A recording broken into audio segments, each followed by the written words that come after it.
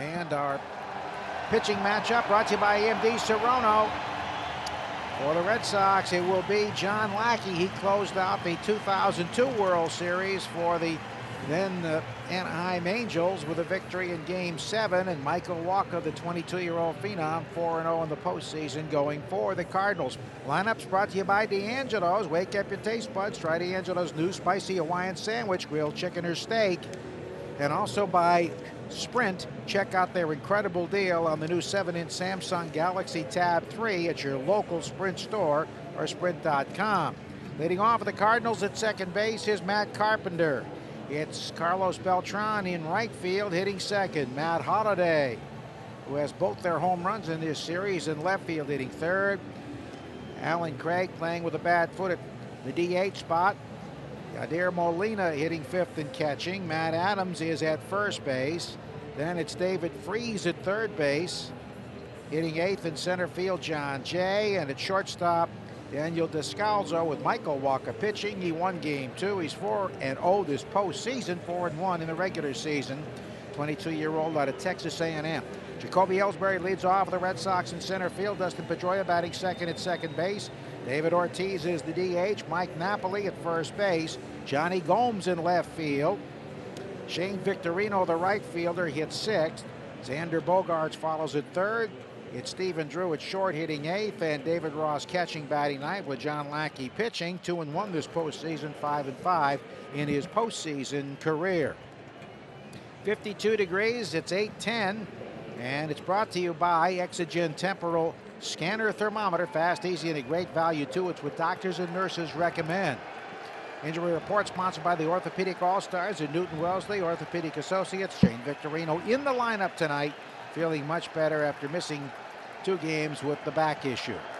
He has an aching backhand, knee, or ankle, keeping you on the bench. Let Newton Wellesley Orthopedic Associates get you back into action. Slide onto NWA.com. Home plate umpire Jim Joyce says play ball, and at the microphone, here's Dave O'Brien. Hi, Joe. Thank you very much. John Lackey delivers the first pitch of Game 6. It's in there for strike one, and we are underway on a cool, dry night at Fenway Park. And this unexpected gift of a season for the Boston Red Sox is a victory away from culminating in a world championship. Lackey home of the 0-1 to Carpenter, and that just misses the outside corner.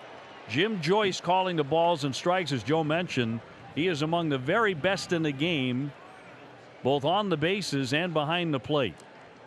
Carpenter hitting 188 for the postseason, the pitch, and it's up high for a ball, now 2-1. Lackey was strong in Game 2 here against St. Louis, allowing 1 run until the 7th inning. Eventually charged with 3 on 5 hits, and he would take the loss. He has been about 2 runs better as far as ERA at Fenway this year than on the road. The 2-1. And drops it in there for a called strike. A 92-mile-an-hour fastball. Yeah, Dave, the last couple outings, Lackey's been outstanding. The breaking ball, the curveball, the slider have been sharp. Different battery mate with David Ross behind the plate. But still, I think there's trust in Ross. And it was those secondary pitches that really made him effective last 2 outings. Carpenter 0 for 3 against the righty. Here's the 2-2 home. Swinging a high fly ball driven to left field. That's pretty deep. Gomes backing up the wall, turns, makes the catch right in front of the line score, and then bangs into the wall. That ball was well struck by Carpenter, who's had a very quiet series. He's 0 for 1 tonight. Lackey coming out challenging all fastballs, all first 5 pitches. Carpenter drives the ball to left. Important to keep him off the base paths. This lineup really changes when he's on the bases. One time they scored in the first inning was the one time he actually got a hit in the first inning. So he's a big issue for them. Here's Carlos Beltran. The Red Sox have really done a good job with in the series. First pitch to him. Outside for ball 1. He's hitting left-handed. Switch hitting outfielder. Of course, he slammed into the wall in Game 1, stealing the grand slam from Big Papa. He's paid the price for that with those ribs, the 1-0. Breaking ball down and in. Red Sox overshift around to the right. They bring Drew to the right side of second base along with Pedroia and Napoli. Hardly any wind to speak of at the moment here in Game 6. And Lackey with a 2-0 pitch to Beltran, swinging a line drive rope to right field. Short hop by Pedroia, down on a knee, now up, throws and gets him right along the right field line in shallow right field. The shift really paid off and stole a hit right there. Yeah, this wasn't just in right field. This was almost down the line in right field. I mean, we've seen them playing deep out in the right, but Petey really shading that right field line. Tough short hop. Great play by Pedroia. That's got to be a tough play for an infielder on the outfield grass like that with a hop. You know, it really is, but these guys practice everything. You watch their infield drills, they're taking ground balls out in right field. Did I mention he's a Gold Glover again? You could mention for that. The third time. He's pretty good. As of yesterday, along with Shane Victorino for the fourth time in his career. Here's Matt Holliday now. The base is empty. 2 down in the first inning, and Lackey delivers. Drops it in there for strike 1. Who's going to be the AutoZone in the zone player for tonight's game? David Ortiz, John Lackey, Matt Holliday, or Michael Wacha? That's the question tonight. Holliday hitting .258 with 4 home runs for the postseason. The pitch. Swinging a chopper to first base behind the bag. High hop, glove by Napoli. Out races Holliday to first, and he gets the out. That was a foot race, but he beat him there. And 1, 2, 3 go the Cardinals here in the first inning of Game 6. Lackey gets them in order. After a half inning, St. Louis nothing. Red Sox coming up on the Shaws, WEEI Red Sox Radio Network. And every time our hometown team hits one off the left field wall, Walgreens will donate $100 to the Jimmy Fund. Walgreens at the corner of happy and healthy. St. Louis went down 1-2-3. A good early sign for Lackey. He got a couple of ground ball outs. One long fly by Carpenter that took Gomes all the way to the warning track. Right in front of the tin and left. And Red Sox facing a very, very tough customer tonight, Lou, and right-hander Michael Wacha, who has not lost in the postseason. The 22-year-old is 4-0 with an ERA of 1. Yeah, something tells me he's not going to give in to the moment. You know, we've seen this time and time again, waiting for, right? Game 2, World Series, Fenway Park. Let's see what he looks like. He was outstanding.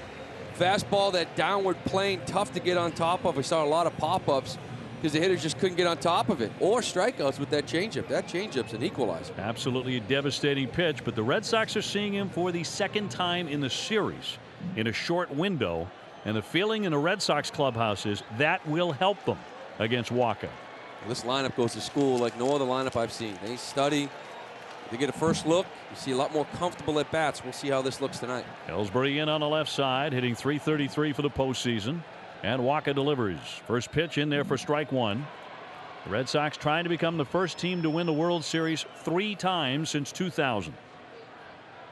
Did a lot of that in Game 1. Strike 1 with the fastball. You see if this team gets aggressive. Here's the 0-1. Swing, little ground ball, cracked foul up the first base line, right through the coach's box. Just a little dribbler, and it did crack his bat. Ellsbury gets a new bat from the bat boy. He'll rub that up just to the right of the plate. ID. Pedroia next, and then Ortiz. Right now, we pause 10 seconds for station ID on the Shaws, WEEI Red Sox Radio Network. Hey, Mike Salk here, Salk and Holly. Tomorrow at 2, God, I hope we are going over a Red Sox World Series victory, but we'll break it down either way. 2 o'clock on WEEI 93.7 FM, Lawrence, Boston. Go. Els quickly in the hole, 0-2, and Wacha right back at it, fires in. Swung on and missed. He got him on 3 pitches. That was a 96-mile-an-hour fastball. So Ellsbury did not look like he had much of a chance on that first one. No, this was a real defensive swing. I don't know if he's looking at, had have been thinking something off speed, maybe that changeup. But he coming out 96. I believe last outing we saw maybe 92, 93 early on in this game. He's not holding anything back tonight. Now his first fastball was 91. He humped it up pretty good when he blew away Jacoby, and now Pedroia climbs in. First pitch to Petey. Swinging a high fly ball down the left field line. That one's well hit. It is hooking. It's near the pole. It is a foul ball. It had home run distance. That would have been gone in a Game 6 near Carlton Fisk's pole down the line. And Fisk received the first pitch tonight from Louis Tiant.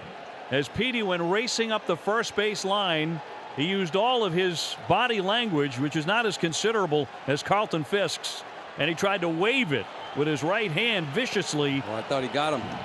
Similar to his shot in the Tiger series. The 0-1, swinging a ground ball, high chop right side. Carpenter, the second baseman, gloves it, fires on and gets him at first base. 2 up and 2 down.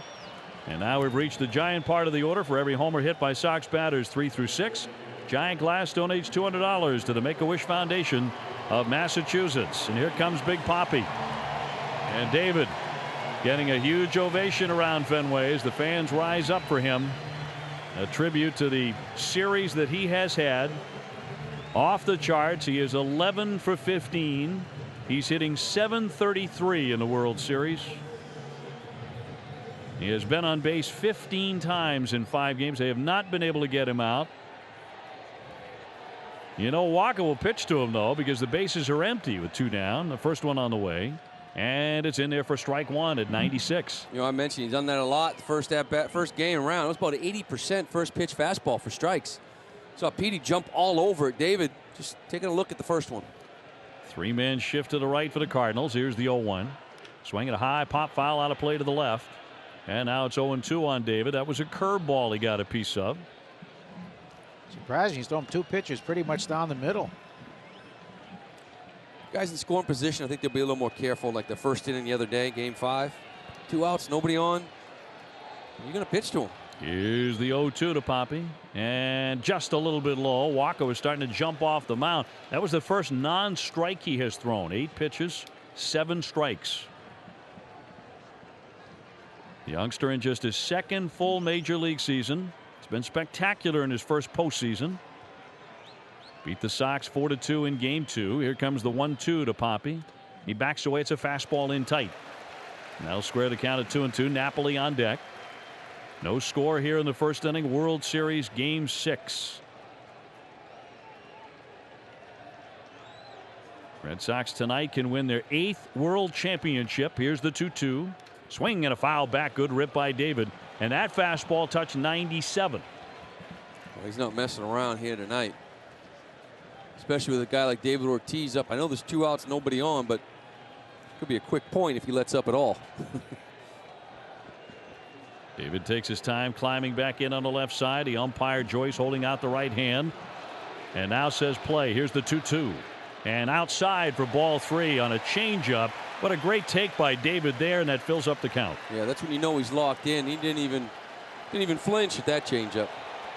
Does he get the change of the fastball here? Probably changeup. I think dangerous man 3-2. If you walk him, so be it. The wind and Walker's pitch. Swing and a foul back, and indeed he got a fastball in 94. He did homer on the changeup in game 2. That was when Walker tripled up on the change. Did that a couple of times in that game. That was actually the 3rd time Walker had tripled up. It was a little bit later in the game, and I think David and some of those Red Sox hitters took note. Crowd into every pitch. Here comes the 3-2 home. Swinging a high pop foul. That'll twist out of play over the top of the Cardinal dugout. That was the change at 89 miles an hour. Some are calling it a Pedro-esque changeup. In a league with Pedro Martinez, this kid's only 22 years old. Maybe it's not there yet, but Pedro is one of his best admirers. He thinks the world of him. The 3-2 home. Breaking ball, and that is outside. Curveball missing at 77. And he walks Big Poppy. Great at bat for David. We've said that before in the 2013 World Series. He's on base 16 times in 21 plate appearances. 5th time he has walked, and that brings up Mike Napoli. First curveball of the night from Walker, trying everything different to try to get the hot hitting David Ortiz out in front of something. He didn't bite. Home field advantage matters in baseball and insurance with Arbella. You'll always have the home team on your side. Arbella here for good. So 2 down. The Red Sox have the first base runner of the contest. Scoreless in the first inning. And Mike Napoli ready to swing away. The set, and Walker delivers. Swinging a high pop foul. That'll go over to the right and out of play up into the stands for strike 1. Napoli just 1 for 8 in the series, because for the most part all he did was sit in St. Louis because no designated hitter. He's at first base tonight. Ortiz is the DH. David leading at first base with 2 down. And Walker's 0-1. And it's a fastball in there for a strike in the inside corner to make it 0-2. Seen a little more aggressive team. Other than David Ross, all these guys have already seen Michael Walker once. There's no reason to wait around that first at bat to try to see a lot of pitches. You know how he got you last time. You come out swinging. Both right-handers swing at the first fastball they've seen. The 0-2 coming. And it's inside. A change at 87. It missed. The only runs that Walker has allowed this postseason were driven in by home runs, including the David Ortiz home run. The other by Pedro Alvarez of the Pirates. Solo shot. Gomes on deck. Here's the 1-2 home. Swing and a miss. He got him. He struck him out with a changeup. And down goes Napoli, and that's it for the Red Sox. They put a runner at first base as Ortiz reaches again, but that's all. And at the end of 1 here in game 6, It's the Red Sox nothing and the Cardinals nothing on the Shaw's WEEI Red Sox Radio Network.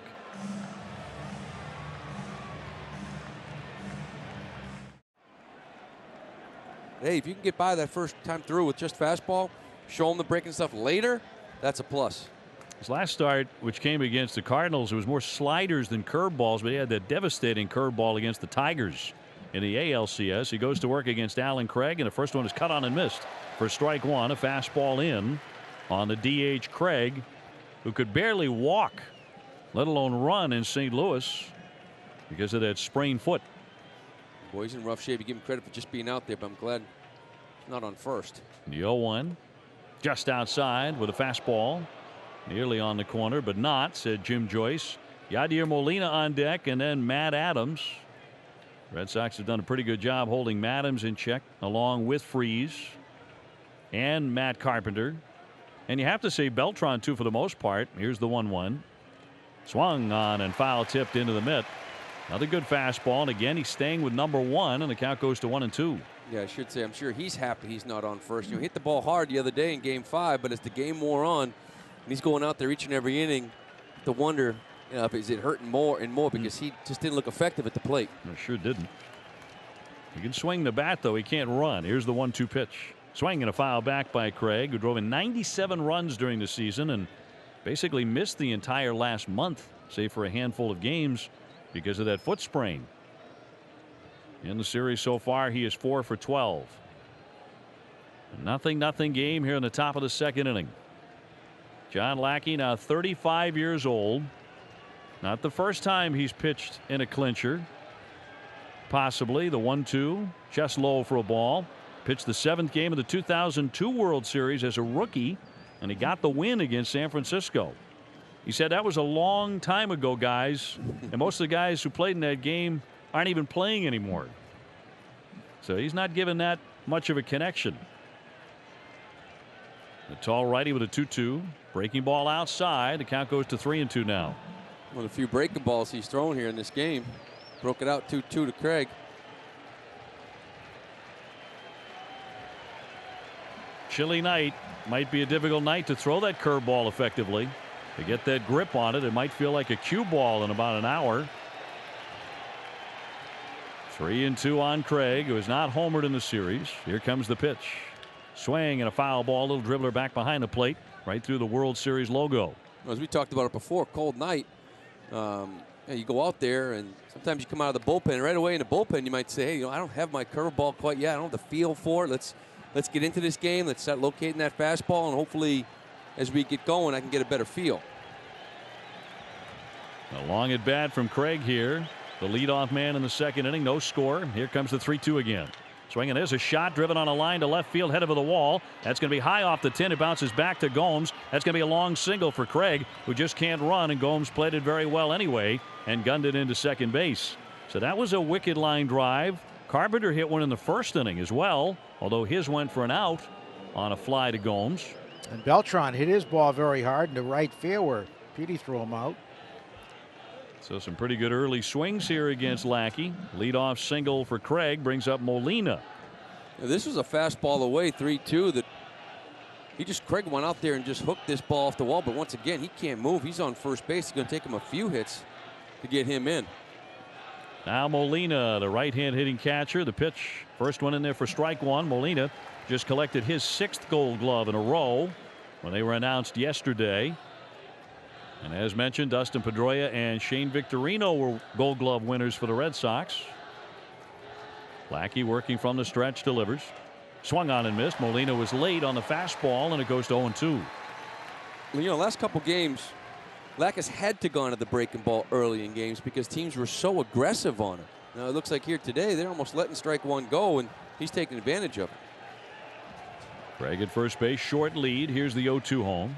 Swing and a foul back. Molina has, as of tonight, tied Tim McCarver for the Cardinals club record for most World Series games caught at 21. Tim McCarver working the game on the national telecast with Fox. Going to be Tim's last World Series, in fact. Craig leading at first, nobody out. Here comes the 0-2 again to Molina. It's on the way. Swinging a liner, base hit, past the shortstop into left field for a single. That ball was scalded by Molina. Through the shortstop side, and back-to-back singles against Lackey here in the second inning for St. Louis, with Matt Adams striding up there. Also another fastball. That's 4 straight to Molina. 1-2. You figure, he had such a good breaking ball the other day. He's not going to it at all. You're trying to get through this first inning or so if you can, but the mix in a breaking ball keep these guys honest. Nobody out, 2 on for the left-handed hitting Matt Adams at 237 with a home run for the postseason.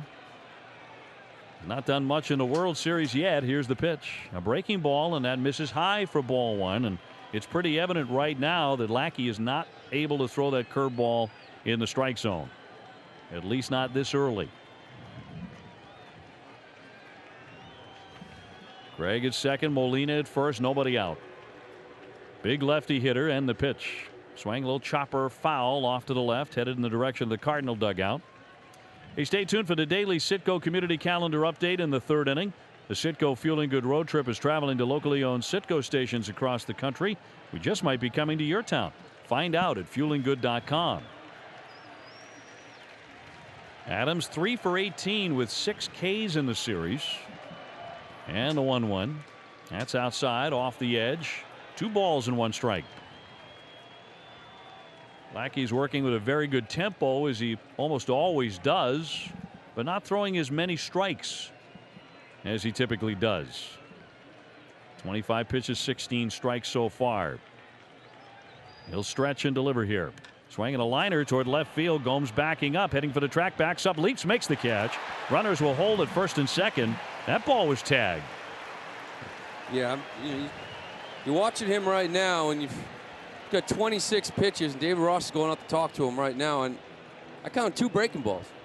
Everything's been hit hard except the ground ball by Holiday.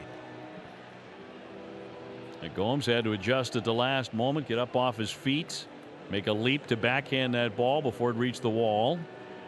So that's just the first out in the inning, with runners at first and second and a slumping David Freese.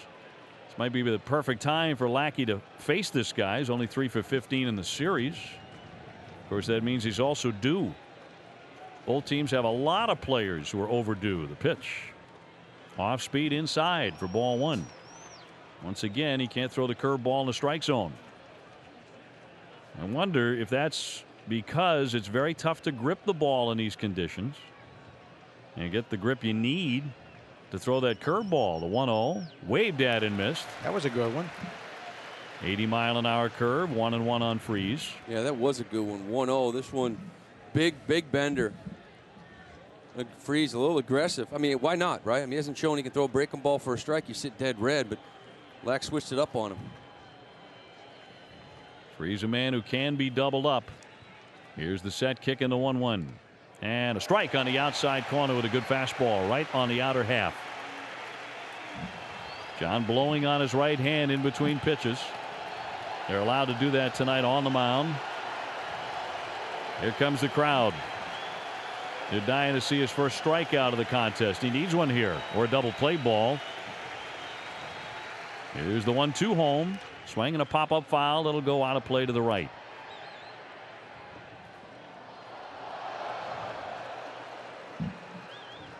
In the last 40 years, the only other pitcher to make a relief appearance between starts of a World Series was Tommy John in 1981 for the Yankees.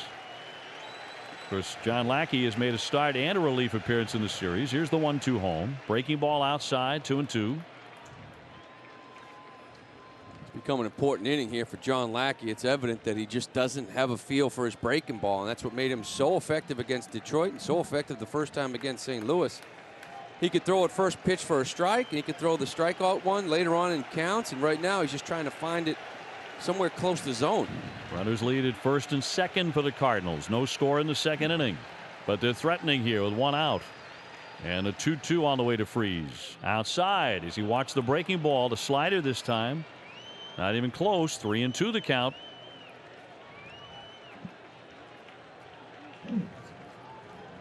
Very unlikely they could send the runners with the lead man being Craig. Again, Freese only 3 for 15 in the series, 192 for the postseason. Craig at second, Molina at first. They lead off their bases. Here's the 3-2 home. Swinging a high pop-up, shallow right. Victorino, plenty of time, he's in. He's under near the line, makes the catch. Runners stay put at first and second. So John Lackey gets a big second out there. And that'll bring up the light-hitting John Jay. At least he has been in this series. 3-2 curveball got him. And threw this one close enough in the zone. This is more like a first pitch get me over type breaking ball. But 3-2, you got fooled Freese a little bit. Got away with one. Jay is 2 for 14 in this World Series and 188 for the postseason. He steps up with 2 on but 2 out. Lackey right on the edge of getting out of it. Here's the pitch. Fastball in for strike 1.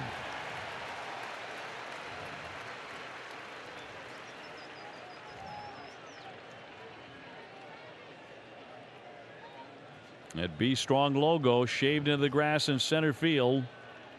Ellsbury is standing just above the B. Now time asked for and granted to John Jay. Cardinals trying to strike right away here in the second inning. Of course, it'd be tough to do too with Craig on second. You'd think a regular ground base hit, it's going to be more than that to score. You betcha. The 0-1 pitch. That's in there for a knee-high strike. John went to 94 on the gun to get in front. 0-2 on Jay. And now the Fenway faithful rising to their feet. Crowd on its feet early in game 6. Trying to urge Lackey to a key strikeout of John Jay. Here's the 0-2. Bounced it. That skips away to the left all the way to the backstop area. And the runners will move up to second and third. So he overthrew a curveball that went 8 up. David Ross. It'll be a wild pitch. And now 2 men are into scoring position for St. Louis. Bounced in front of the plate. Ross had no chance. I'm trying to think if he crossed him up. It almost the way David reacted. That's a big wild pitch because, as we mentioned, with Alan Craig standing on second base, it's going to take something special to score him on a single. Now, not so much. Been a rough second inning for Lackey, but he can survive it with 1 more strike here. Craig at third, Molina at second on the wild pitch. 2 down. 1-2 the count on Jay. And here it comes. Swing and a miss. He struck him out. He got him with a curveball. He fans Jay and strands 2 runners early in the game, but a giant moment for Lackey as he strikes out Jay with a hook and strands 2 men in scoring position. We go to the bottom of the second at Fenway. Still no score in game 6. Last time the Red Sox won the World Series at Fenway Park, 1918, 95 years ago. That was in 6 games. The Red Sox beat the Cubs that year. In game 6, the attendance was 15,238. And the game was played in, get this, 1 hour and 46 minutes. Players threatened to strike over payment that year. That will not happen this year. Johnny Gomes gets in. The first pitch to Johnny is in for strike 1. Johnny had 154 for the postseason. And he's had a really quiet World Series except for 1 gigantic swing and a 3-run homer in St. Louis. The 0-1 pitch. That is outside with that curveball. 1-1 the count. That's back-to-back curveballs. You wonder if the first 2 righties he faced came out hacking, if that bought Johnny Gomes a couple breaking balls, try to slow them down a little bit. Waka, a quick worker, swinging a liner, loop toward center field, dropping. It's in for a base hit. Inside the B Strong logo. So Johnny Gomes is on with a single to start the second inning. Red Sox have their first hit. Oh, fastball in, gets enough of it, I should say. Barely gets it off the hands, which is probably a good thing. Allowed him to drop in front of Jay. Right-hand batters hit 242 this year against Walker. Lefties only 197. That'll send up Shane Victorino, who is wearing some shoe tonight. An all-American shoe. The man from Hawaii, a flying Hawaiian, red, white, and blue. The pitch on the way. Fastball low for ball 1. Shane has been missing the last couple of games because of a very, very sore back. He is 0 for 10 in the series. Of course, Victorino throughout the season was a very good bunter. Bogarts on deck. No score. Bottom of the second. Walker working from the set with Gomes at first. A short lead in the pitch. Check swing. High fastball missing. And the count 2-0. Only 6 other pitchers in Major League the first 4 postseason starts of their career, along with the 22-year-old Walker, who's become a star this October. Here's the pitch. Fastball down and in.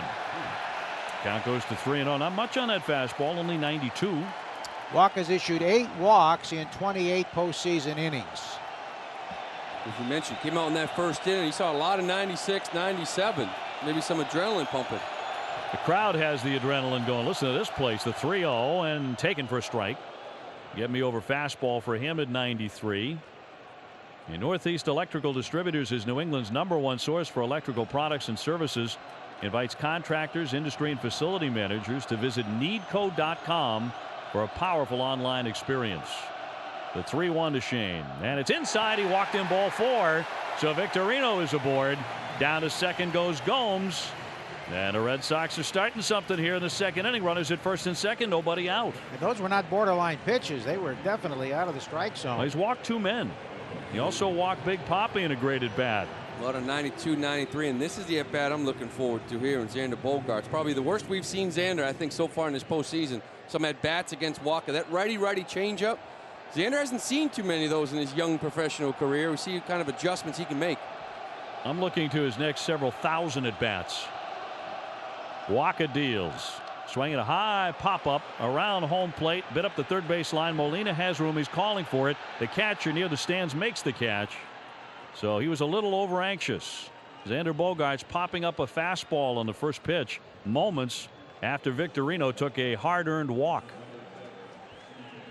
Well, it was the fastball right there, a little bit up in the zone. Saw a lot of that the first time. You know, he pitches at such angles and a downward plane at that fastball up in the zone is tough to get on top of. Really is. And you saw a lot of fly balls, early fly balls last game around the infield. Guys are struggling. Looked like Xander right there. Another fastball up. Looked good. Just couldn't get on top of it. Brings up Stephen Drew now, hitting .080 for the postseason. 1 for 15 in the series with 7 strikeouts. But he looked much better at the plate his last game in St. Louis in Game 5. Here's the pitch. And it is a strike on the outside corner. He started him off with a changeup at 86. He dotted that one on the black, and the count's 0-1. Steve was in dire need for some positive energy. You know, a couple games ago, the sac fly. Then last game, the drive to right center on a warm night. Who knows where that ball would have gone. And then there was a walk in the key inning as well. So some positive. 1 man out, 2 men on. And here comes the 0-1 to the lefty batter. And it's inside. A fastball about chest high. Talking about the 1918 World Series. Last time the Red Sox won the series here at Fenway Park. Babe Ruth went 2-0 in that series as a pitcher. And neither team hit a home run the entire series. The pitch. Swinging a high pop-up up the right field line. First base side foul ground. The second baseman Carpenter in foul territory behind first makes the catch. So Drew can't advance the runners. He pops up. And now they're at 2 down. And this is on the verge of fizzling big time with David Ross coming up. So Walker buckling down. He gets Bogaerts and Drew very easily. Drew now 1 for 16 in the series.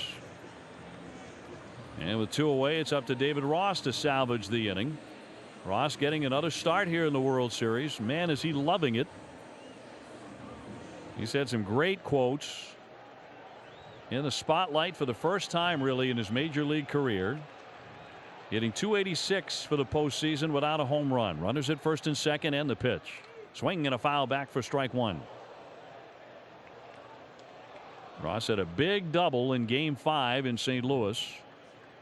Actually had 2 hits as the Red Sox took a 3-2 lead in the series. Gomes singled. He's now at second. Victorino walked. He's at first. And Walker's 0-1. That's a fastball outside. Red Sox trying to grab the upper hand here in a 0-0 game in the bottom of the second.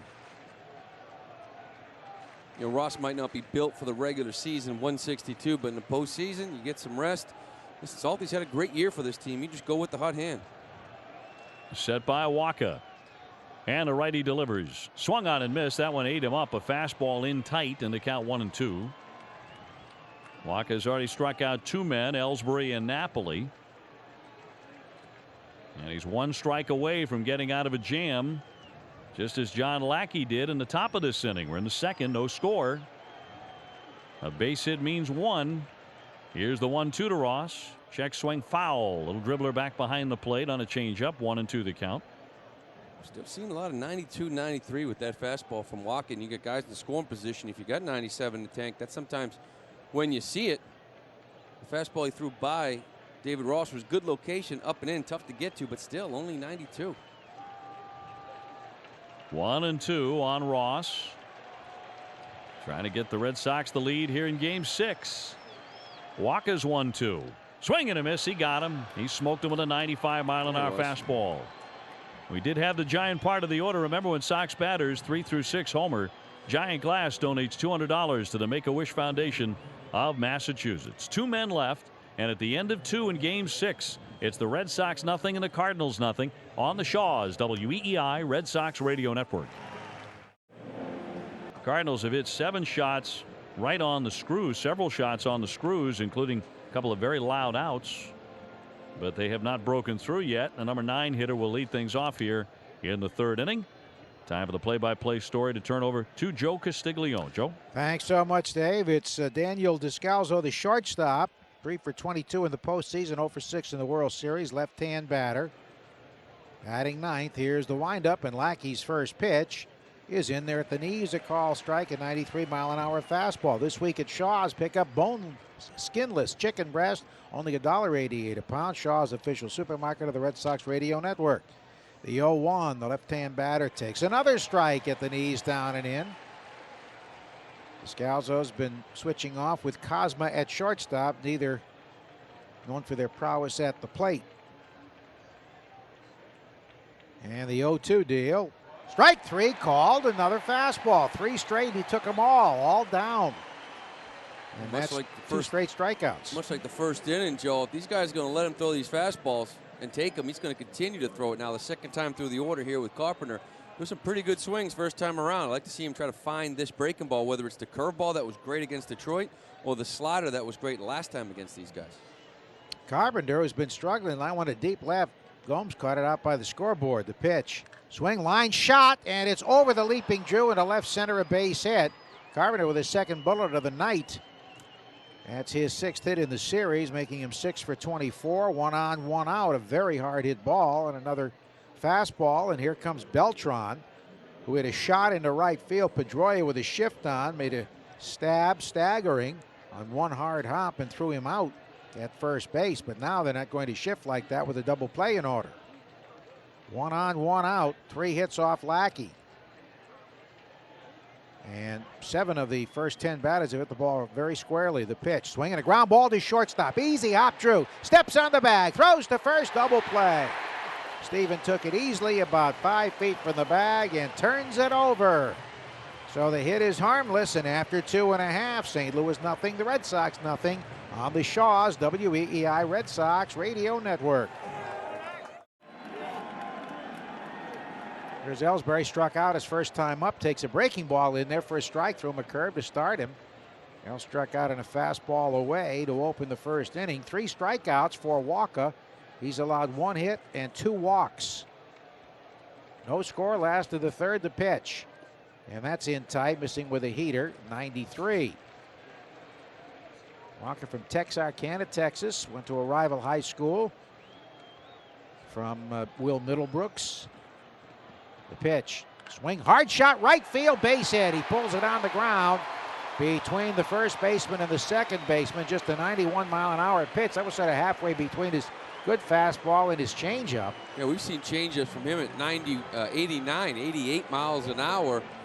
You know, he started him off with a breaking ball. He threw 10 breaking balls last outing, 114 pitches. If he's going to throw it over for strikes, they're probably going to give it to him. They look in this fastball changeup mix, and at 91, it's sort of in between pitch.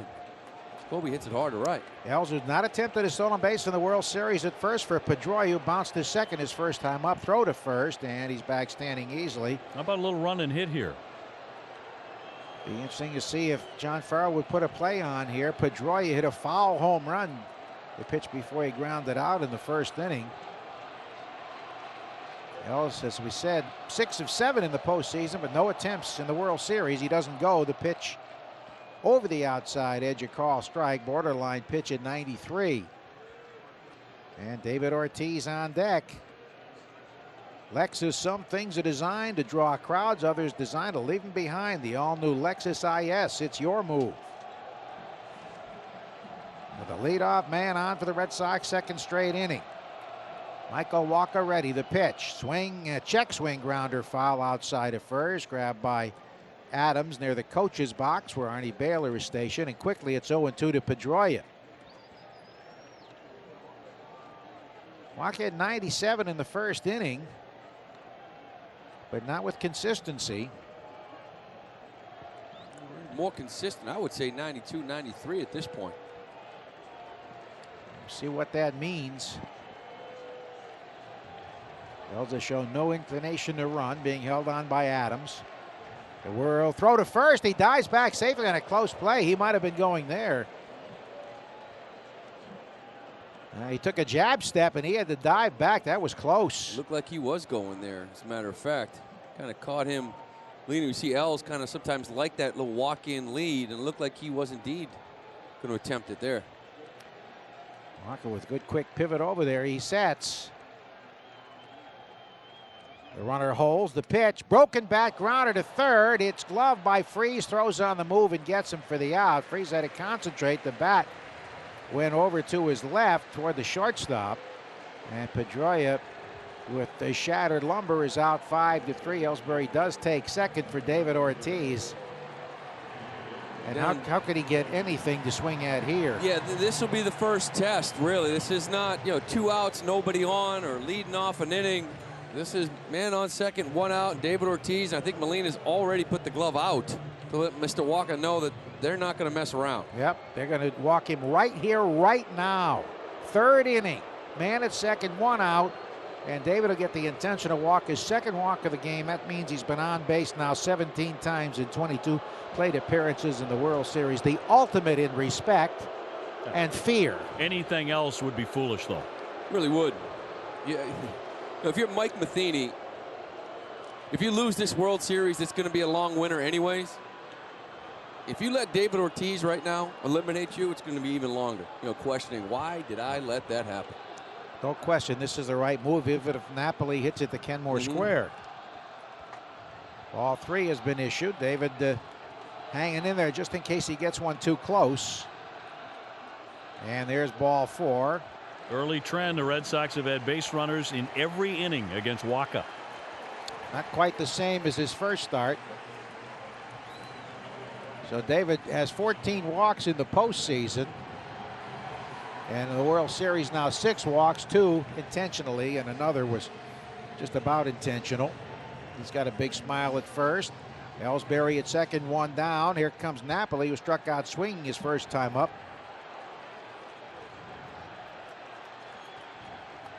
Knight can turn around a high heater. Walker to the set. Runners lead at first and second in the pitch. And it's over the inside edge. A call strike with a 94-mile-an-hour sinking fastball.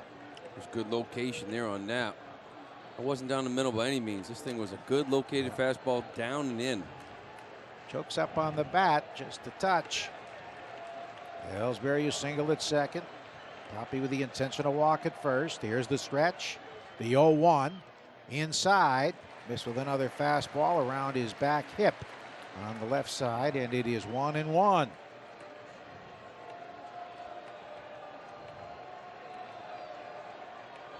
Flag hanging still. Outfield straight up. Second baseman trying to hold Els close. The pitch. Swinging a foul down the right side, out of play. The air, in fact, is barely moving.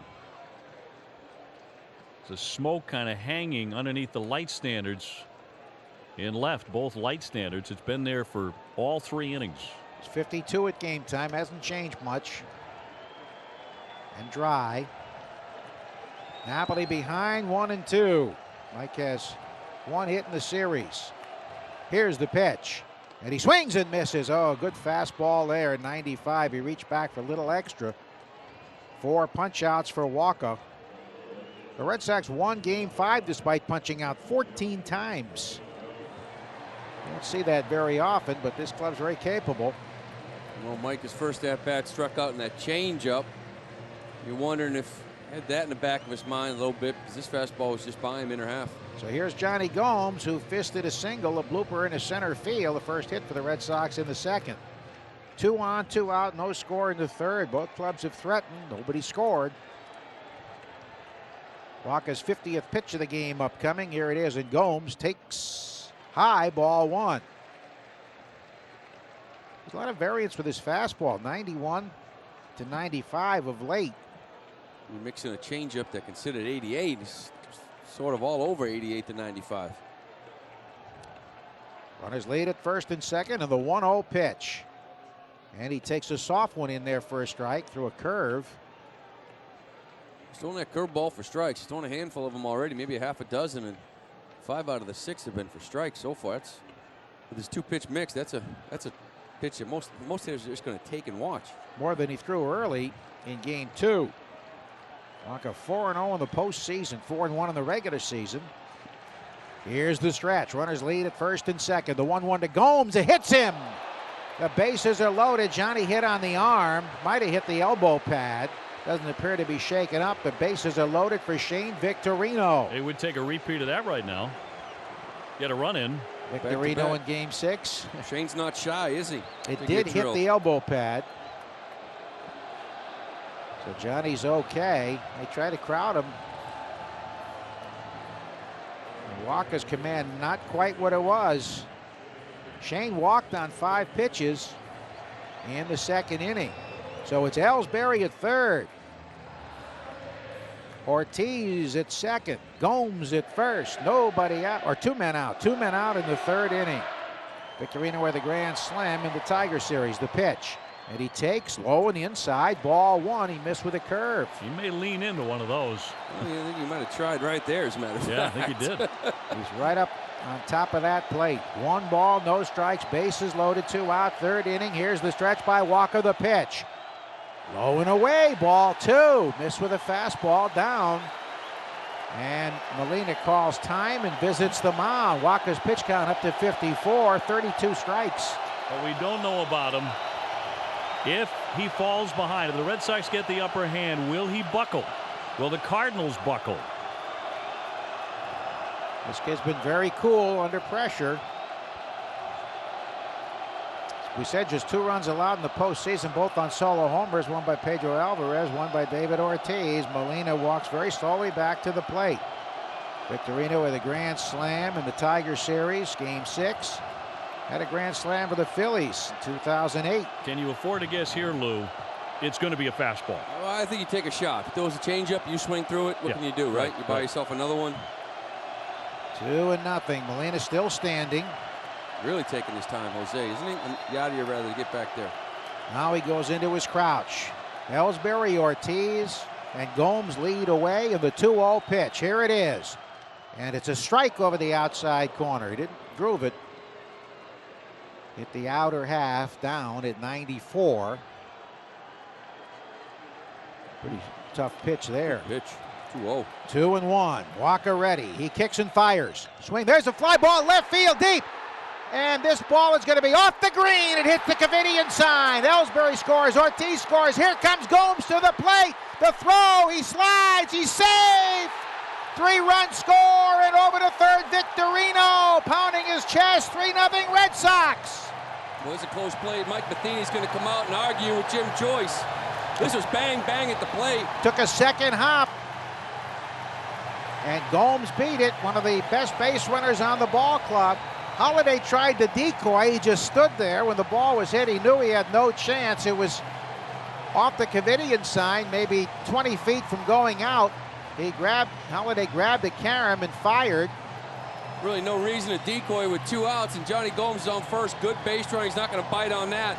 You know, Brian Butterfield's been aggressive throughout the postseason. He's had his share of guys getting thrown out, but this was bang, bang. This was a good call. And Shane Victorino dropped down to the 6th hole. Huge double.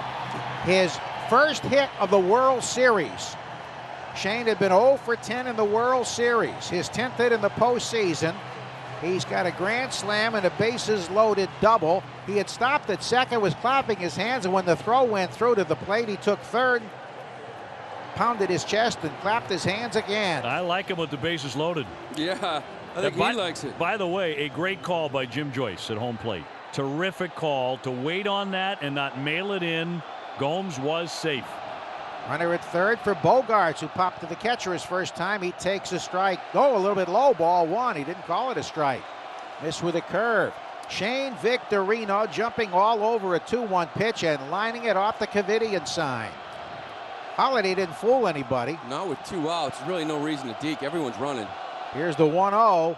Swing, line drive right to the third baseman. All right into the glove of Freese to retire the side. He had a rocket.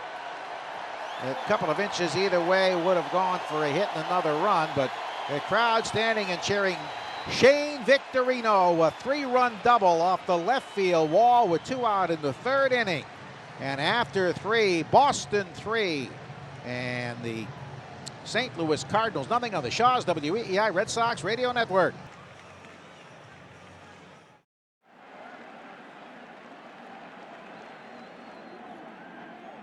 The pitch. Swing, bounding ball, charged by the third baseman, grabbed by Bogaerts, throws on the move and gets him. Oh, the Cardinals helping out with some quick outs.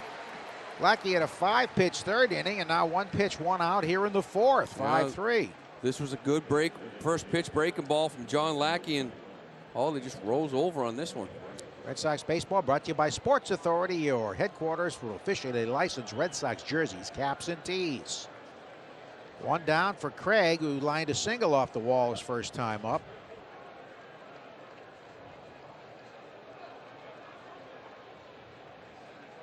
Lackey's pitch is low. Should somebody have cut off that throw from Halladay, Lou? Because it took a couple of hops to get there. Yeah, was kind of looking for maybe a shortstop in the area, but he seemed to be too far out. There's really nobody there. No man's land. And good strong throw from where it was, but cutoff relay probably gets him.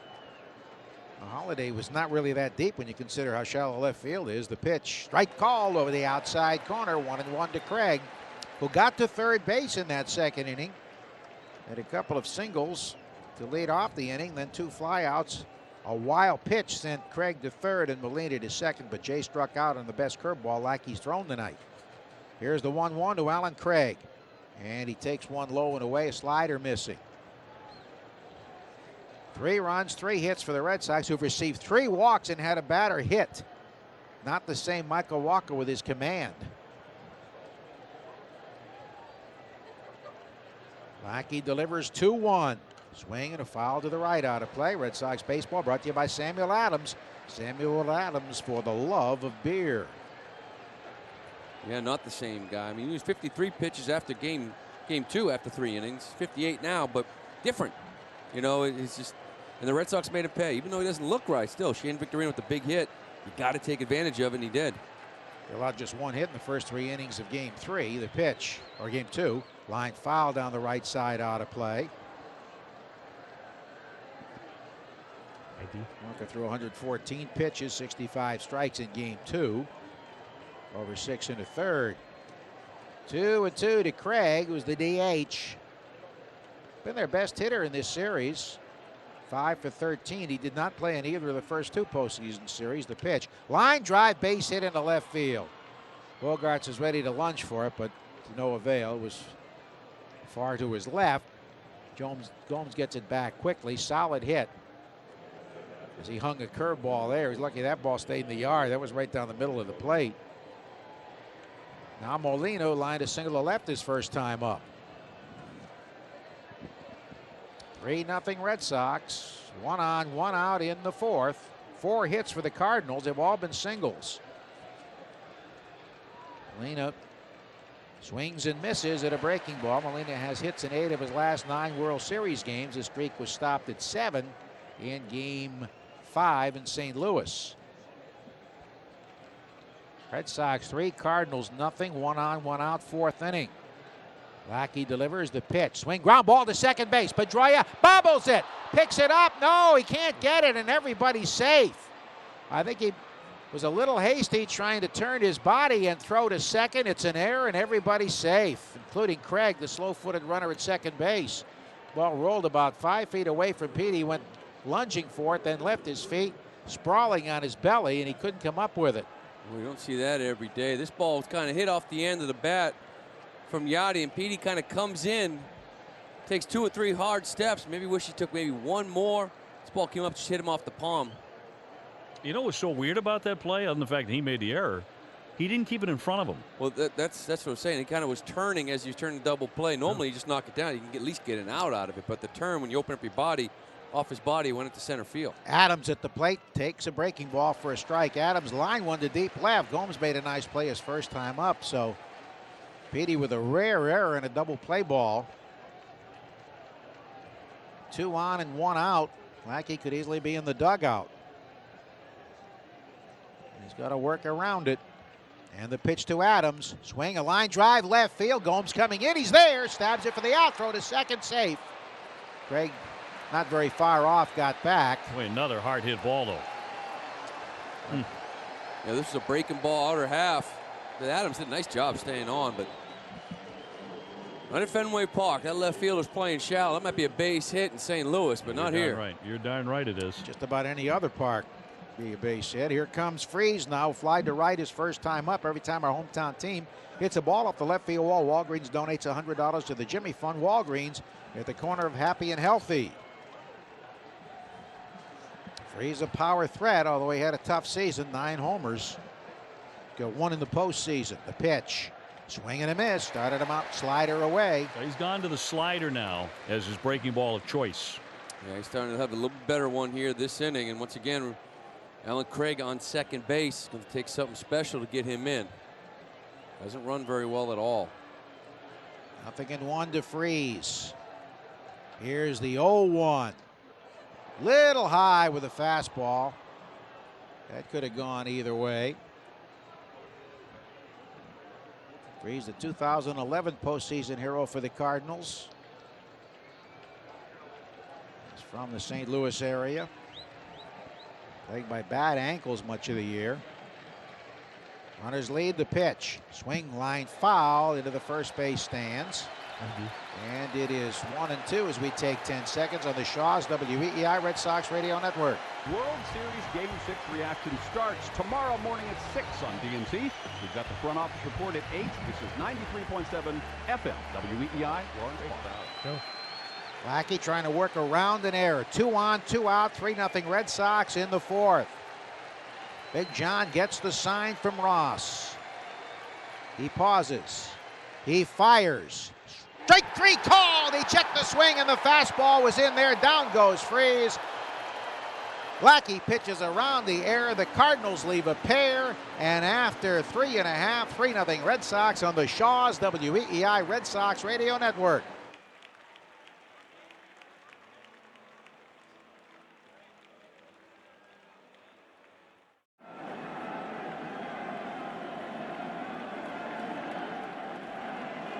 Here's Stephen Drew. High drive, right center, deep, back by the bullpen, and it is gone! The Red Sox lead it 4-0. Stephen Drew. Well, it's just a matter of time. A long home run into the Red Sox bullpen. 4-0 Boston. His first home run of this postseason, just his 5th hit in 52 at-bats. Well, he threatened in St. Louis. And here it pays dividends as he hit it out. Right fielder Beltran didn't even move. Joey, it's such a struggle offensively that you search for some positives. In the last couple of games, whether it be a sac fly, whether it be driving the ball to the track in St. Louis, and a big walk in the inning that they scored some runs, and he comes out here today and puts that ball in a bullpen. Looking at his at-bats, recently they're getting better, but I think he thought he would be able to do that. Ball 1 low to Ross. A first pitch fastball. He was waiting on it. He crushed it. Stephen Drew with a postseason home run, his first of this postseason, giving the Red Sox now a 4-0 lead. Overall, his 3rd postseason homer. Ross takes it outside. David struck out his first time up, so Waka has fallen behind 4-0. Although I think there's a lot of truth to what you said, how the Red Sox go to school better. They study better than any other team in the game. The pitch, swinging a foul, grounded past the third base dugout. Now, they certainly watched a lot of video, and they may have found something of Walker, whose command is not quite the same. Their bullpen's active. Stephen Drew was 0 for his last 15 before that. Strike called. He did have the key walk and the sac fly, but he'd been 0 for 15 and 4 for 52. Oh. But you're right, Dave. A lot of first pitch fastballs that first time around. They took a lot of them to try to see more of the kid. This time, not waiting around. 2-2. Swing and a miss at a high fastball, and Ross fans for the second time. 5 punch outs for Walker as Lance Lynn loosens. Now, if there's a 7th game, he was to be the guy. It looks like they're going for it now. They have to stay in this game. They realize that Michael Wacha is not nearly as effective as he's been. I mean, how can you be more effective than 4-0 with a 1 ERA? But the Red Sox have keyed in on a few things, and they're shaking this kid up. You don't see as many bad swings on the changeup That's that right. we did the first time. Right. Here's Ellsbury, and he takes low ball 1. Els struck out in the first inning, a fastball away, and then he hit the first pitch. He saw one right down the middle into right field. That sparked a 3-run rally in the third. 4-0 Red Sox. Walker delivers. Swing. There's a drive, deep right field, back by the visiting bullpen, and it hits off the wall in a short hop. Ellsbury on his way to second. He's in there with a double. Beltran gave up on that ball, and I think Els thought he had one, but it sunk, and it bounced near the 380-foot marker on a short hop off the low wall out there. Yeah, this was a line drive. No question, they're getting better looks at him. Ellsbury just spit on the first pitch changeup like he knew it was coming, and then this fastball, 91 by the way, inner half, hits off that small wall out there in right field. Yeah, that's where Dewey Evans made his catch. It went right off the bottom of that wall. And Beltran gave up on it. He thought it was gone. I think he did. I think he really did. Hit the base of the wall on the fly. Here comes Lilliquist, their pitching coach, to the mound to give Lynn a chance to warm. And have they rattled the 22-year-old phenom? Oh, there's absolutely no question about it. You know, he's been exceptional, and he's going to have an amazing career. But right now, that Shane Victorino double that scored 3. He was looking to get out of it. He didn't, and he is not the same guy here today. And Dave, talking about the changeup, the swings on the changeup are not as bad, and you have to wonder. I said they go to school. I have to wonder if they saw something in his changeup or in his delivery, because they have really taken his changeup or his Bogart situation, hit it hard. So he's given up 5 hits, 3 extra bases. A wall ball double by Victorino that drove in 3. The home run by Drew, and now the wall ball double to right by Ellsbury. Here's Pedroia, who's bounced out 4-3 and 5-3. And Manis joins Lynn in the bullpen. Walker sets and pitches, and Petey takes a breaking ball low. 4-0 Red Sox, 4th inning. 1 win away from a world championship. Bottom of the 4th inning means it's Little Debbie snack time. Over 150 varieties, including oatmeal cream pie, Swiss cake rolls, and nutty bars. You can never go wrong with Little Debbie. The set by Walker. His pitch. Petey takes up and away, ball 2. 93 on the fastball. His velocity has not been the same. It's been inconsistent. He came out in the first inning to hit 97. A lot of adrenaline. If you wonder if it just, when it wore off, it wasn't there. It's 92, 93 a lot. Here's the 2-0. Pedroia swings and dribbles a foul off the catcher's shin guard, rolling up by the fungo circle on the third base side. Of course, if Pedroia walks here, they pretty much have to pitch to Poppy. But it may not be Walker. I mean, they're down 4-0. Facing elimination. Yeah, you can't wait around. I mean, if you really have to, they still have a Shelby, right? Was it Shelby Miller, who they haven't used yet? He could still start apparently, but you can't wait around here. You're already down 4-0. They do have Joe Kelly too, but he could get used tonight. Yeah, it's all hands on deck now for St. Louis, and they know it. Red Sox have only 1 more hit than the Cards, but have all 4 runs. The 2-1 pitch. Here it is. Petey checks the swing, fouls it in the batter's box. That was a fastball on the outside corner, so it's 2-2. All right, the Red Sox hitting some shots. Stephen Drew with his first home run of the postseason. Here's the I think the biggest example of how Walker is not the same Walker. He's up to 70 pitches with 1 out in the 4th inning. 4 runs home and a runner at second with 1 out. Pedroia pinwheels the bat. Michael Walker sets. Here's his pitch.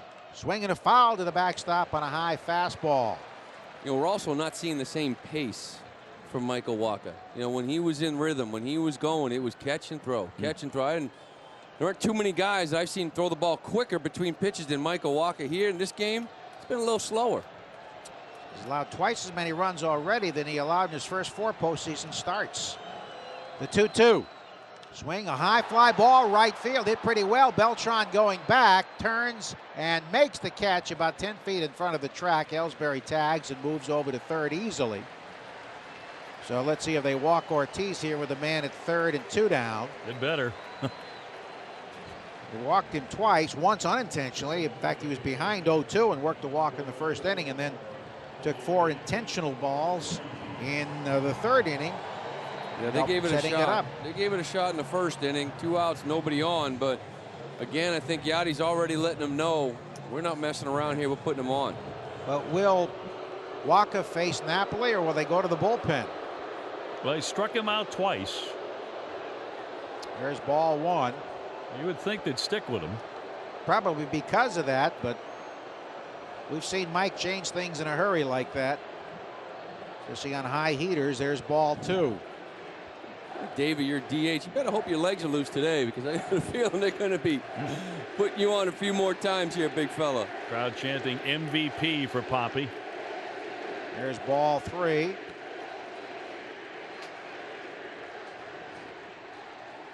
Fenway is as alive as I've ever seen it, guys. His 18th time on base in this series. Amazing. This crowd has been amazing. Now they can smell it. Oh, here comes Matheny. So he's going to take him out. He's not going to let Walker face Napoli. He wants Lynn, despite the 2 strikeouts of Napoli. This has to break the hearts of St. Louis Cardinal fans. This young 22-year-old who has been spectacular in the postseason will not survive the 4th inning of Game 6. He goes 3 2/3. Molina gives him some encouragement, consolation. That probably is more like it as he leaves. And our call to the bullpen brought to you by the Verizon 4G LTE, America's fastest 4G network, official wireless provider of the Boston Red Sox, and by Geico. 15 minutes could save you 15% or more on car insurance. Visit geico.com for a free rate quote. We come your way on the Shaw's WEEI Red Sox Radio Network. Here comes Napoli. Runners at first and third. Lance Lynn, an 18-game winner in 2012, won 15 games this year, a hard-throwing righty. Runners lead at first and third. Ellsbury and Ortiz the pitch, and Napoli takes a strike. Thought he might chase that first heater there. Remember, Nap didn't get a chance really to see him in St. Louis. He was getting his first look, but he was aggressive with the fastball, no question. 4-0 Red Sox, 2 on, 2 out in the 4th. Here's the pitch. And he takes it low. He checked the swing on a fastball at 90, a 2-seamer. He throws a 2-seamer and a 4-seamer, not much else, an occasional slider.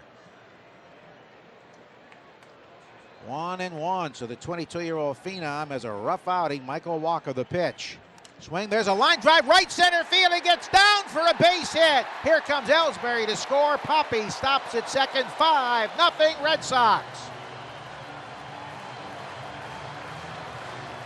The bat might have splintered. He hit it near the end of the bat, but got it over the head of the second baseman in front of the center fielder, Jay, who grabbed it on the second hop. And Mike Napoli has his 4th RBI of the World Series and his 7th in the postseason. 5-0 Red Sox. Another run charged to Walker, and here's Gomes, who blooped a single to center in the second and then was hit on the elbow pad with a pitch in the 3rd. The first and only batter Michael Walker's hit in his professional career. And that led to big dividends when Victorino followed with a 3-run double. Runners at first and second, and the pitch to Johnny. And he takes low ball 1. You're unfortunate. I've been on a few teams sitting there facing elimination in the postseason. The team jumps on you 5-0. What you want to do is get that Cardinal bench starting to think about missed opportunities, starting to think about this could be it right now. Jumping on them 5-0. I want Lackey to go out there, put another 0, and continue to put the pressure on. This is Lynn's first relief appearance of the season. 33 starts for him. The pitch. Up and in, ball 2. He was 15-10 with a 3.97 ERA. Better in the first half, though, than the second half. It's a good located fastball by Lynn, too, but Napoli reached out and got enough of it, broke his bat, just dropped it in. He was exclusively a reliever in the 11 World Series against Texas and won his only decision, though he was hit hard. 2-0 the count, the pitch. In tight, ball 3. Will they load him up for Victorino once again? With the way Vic's hitting with the bases loaded, not a smart move. 3 balls, no strikes to Gomes with Ortiz at second. Napoli at first, 2 runs home. 5-0 Red Sox, 4th inning. Big Lance Lynn delivers and drops a strike in there. Pretty much down the middle of the plate. Johnny taking all the way. Our Geico text question, where are you listening to tonight's game? Text your answer to 37937, brought to you by Geico, where you can save on car insurance at 1-800-947-AUTO. Here's the set. The 3-1. Up and in, ball 4. The bases are loaded. Well, the Red Sox have received 5 walks and had a batter hit. And here comes Mr. Bases loaded in the postseason, Victorino. In Game 6 against the Tigers, the clincher. He had an 0-2 pitch into the monster seats, a grand slam.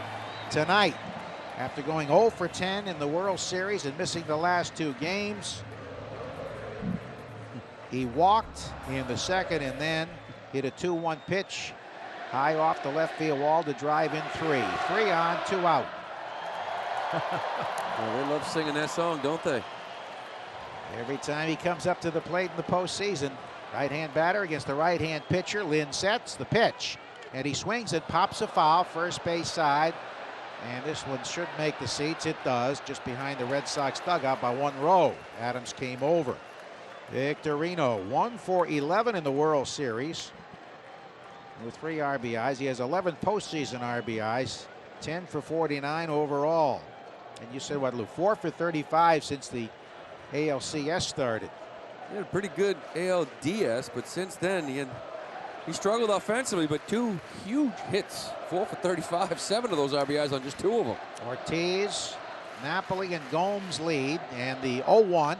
Line drive left field. It gets down for a base hit. Ortiz scores, and they put on the brakes for Napoli. He goes back to third. Molina scrambles to save an overthrow to the left side of home plate. It's 6-0 Red Sox with Bogarts coming up. Holiday's throw was way offline, but Brian Butterfield put the stop sign on, and he might have made it since the throw was offline, but a good throw. It wouldn't have been close. Ball was hit hard. So Victorino with 4 RBIs, and the Red Sox now lead at 6-0. This looked like a little slider, but hard one hopper right to Holiday there at Fenway Park. I know it was offline, but it's tough to send him there. Hey, here comes Matheny again. So Lynn, his starter, is giving up a single to drive in a run, a walk to load the bases, and a single to drive in another run. And Lance Lynn, a starter working out of the bullpen for the first time this season, is gone.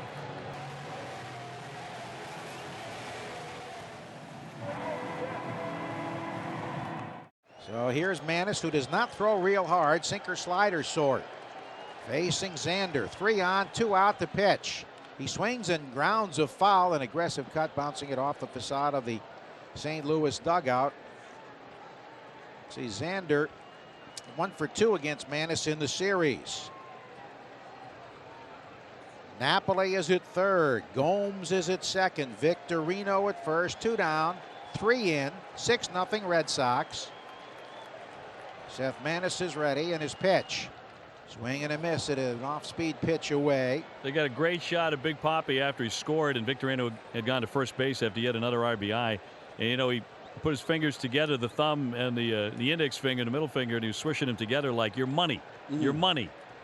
They called money player that grand slam last time. The 0-2, swing and a miss at another changeup, and Bogarts fans, Red Sox leave the bases loaded, but they score 3 more. And after 4 innings in Game 6 of the 2013 World Series, Red Sox 6 and the St. Louis Cardinals nothing on the Shaw's WEEI Red Sox Radio Network. He delivers, and the first pitch is in, strike 1 on John Jay, the lefty hitter, who's 0 for 1 with a strikeout, and he's just 2 for 15 in the series. Red Sox with 3 in the third, 3 in the fourth, and this place got some kind of loud. The pitch is outside, 1 ball and 1 strike. It's been an absolutely fabulous crowd. You knew it would be. And terrifically noisy. Here's the 1-1. Swing and a foul back on the cut, 91-mile-an-hour fastball. More activity in the bullpen now. Kevin Segrist, the left-hander, is throwing for St. Louis. Matheny's trying to figure out how to put some more zeros up here to give his offense a chance, but Lackey keeps throwing strikes. 1-2, up and away for a ball. Lackey trying to win his 3rd game in this postseason. He's 2-1 at the moment with a 3.26 ERA. And trying to win a clincher in the World Series for the 2nd time in his career. Here comes the 2-2 home. Swing, chopper, gently hit to short. Charging in Drew on the grass, gloves, fires, high throw, and he fires it off the front gate of the Red Sox dugout. That'll hold Jay at first base. He had a play on him. He had a shot at Jay with a more accurate throw, but he cast that one over Mike Napoli, who went leaping up in the air and could not haul it in. Yeah, in between hop, he tried to catch and release, and it's Stephen Drew has been so great defensively and struggled offensively. It's a home run last inning. Comes out and throws that one away. I think he got a little giddy. Yeah, maybe. After crushing that pitch, but good to see Steven swing the bat here. So the Red Sox commit an error. And that'll bring up the light hitting Descalso, who struck out looking first time. The pitch. That is in there for a called strike, and now they have taken away the error and they're posting a hit. So take away the E6 and make that a base hit for Jay. Here's the 0-1 pitch to Descalso. That's outside for a ball. Time of the road ahead. Brought to you by the Maine Office of Tourism. What is the road ahead for the Red Sox? The road may end tonight. The 2013 baseball season may end tonight. With the Red Sox up 6-0 in Game 6 in the 5th inning. The pitch swung on and blew foul back out of play. Well, they hope the road ahead runs right through downtown Boston. Yeah, and you know this team has really stayed focused all year long. I know it's a 6-0 lead, but we still got more than half a baseball to go, and you want to make these guys earn. It was a tough play by Stephen Drew. We get Lackey back into the zone and continue to stay focused and get in that dugout. He's had 1 double play tonight. The 1-2 swing and a line drive caught by the lunging Drew to his left. The runner will hold at first base. He made a nice play there. That was a hot shot liner back up the middle to the left of second base. He kind of leaned and dove and made the play. He got a real good jump on it. And that's out number 1 with Carpenter coming up. They view the works of talented artists and artisans while enjoying great live music, refreshments, and more at the Village Art and Music Festival in Freeport, November 21st and 22nd in Maine. For more information, go to visitmaine.com. Carpenter's gone 1 for 2. Twice he's hit the ball hard. And the pitch. That's in there for strike 1. You're down 6-0. It'd be interesting to see if these Cardinals continue to take strike 1. John Lackey, it's important to pump in strike 1, right, and make them earn it if they're going to come back here. Lackey from the set with a runner at first. Here comes the 0-1 pitch now to Carpenter. That's up high for a ball. We want to say a very special hello to a great friend of the Red Sox, a lifelong friend of the Red Sox, Jim Peterson of Saugus. Jim, thanks so much for your support in this very magical season for your team. Jay a tiny lead at first. The 1-1 swing and a line drive roped into right field. That's a base hit. Up and into second base, stopping Jay. Another hit for Carpenter. 3 times tonight he's been all over Lackey. He's hit the ball very hard. Yeah, Lack's really challenged him with fastballs all night. Lined out to the left field. His first at bat and back-to-back singles here. And like I said, this lineup hasn't really swung the bat too much for St. Louis, but it's still a little bit there, especially the man on deck. So got to be careful. That man on deck is Holiday, but the man in the box is also quite good. Carlos Beltran. He's gone 0 for 2 tonight. He's hit into a double play and grounded a second. Lackey would take a ground ball right at somebody here. The pitch. Down and in for ball one. And now Ross would like a word with his pitcher. David Ross out from behind the crouch and heading out to the pitcher's mound to chat with tall John Lackey. And what the Cardinals are looking for right now, Lou, is a reason to hope. They're looking for an extra base hit to drive in a run or two, at least to get on the scoreboard and convince themselves that they're in the game. Well, I can guarantee you when you go back into that dugout, you're down 6-0. The chatter was just chip away. Just chip away. Let's get one or two. Let's get back into this thing. Put some pressure. Maybe we can get into that Sox bullpen. Here's the pitch to Beltran. Good breaking ball in there for a strike on the outside part of the plate. Beltran has never liked facing John Lackey, though. He's 1 for 14 against him lifetime, including the 0 for 2 tonight. Jay at second, Carpenter at first, one away, and the 1-1 home. And that's Lowell, 2-1. Michael Wacha charged with 6 runs, 5 hits, 4 walks to intentionally hit batsmen in 3 2/3. He'd never allowed more than 4 runs in any regular season start. He had been nothing short of brilliant until tonight, but the Red Sox knocked him around. A 2-1 swing, foul ball chopped off the leg of Beltran. He's hobbled as he walks out of the box to the right. And you notice when Mike went out to get him too that there was a stop with Yadier Molina and there was a long talk one-on-one. He pulled the youngster in. He had a long talk. You know he's going to have a great career. He is something special. It's sort of the magic sort of ran out here tonight for him. It sure did. Wacha had trouble with walks. Walked 4 men and he hit a batter. Of course, 2 of those were intentional passes. Runners at first and second. And Lackey deals to Beltran. Swinging a high fly ball out to right. Racing back Victorino. Holds up the right hand. Says he has it. And he makes the catch. Runner at second tags. Jay heading into third. Throw comes into second base. And now there are 2 down for Holiday with runners on the corners for St. Louis. Now this week at Shaw's, be sure to pick up Driscoll's 16-ounce strawberries or 6-ounce raspberries, 2 for $5. Shaw's is the official supermarket of the Boston Red Sox radio network. Holiday tonight has grounded to first and grounded to third, so he's been silenced to this point. And he, like Beltran, finds it no picnic to face John Lackey, against whom he is 1 for 12. Beltran 0 for 3 tonight and would rather face just about anybody else than John. Runners at first and third. Holiday with tremendous power. He's shown it in the series. The pitch. Cut on and missed. He went for the downs on a fastball, and he came up empty. 0-1. Well, he really challenged him there. High heat.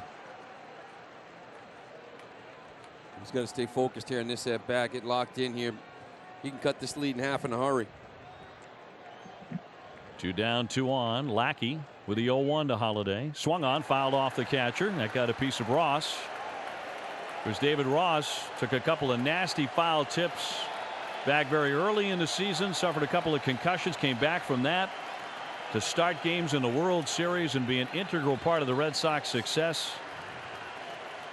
And now he awaits an 0-2 pitch from John Lackey with the fans up at Fenway.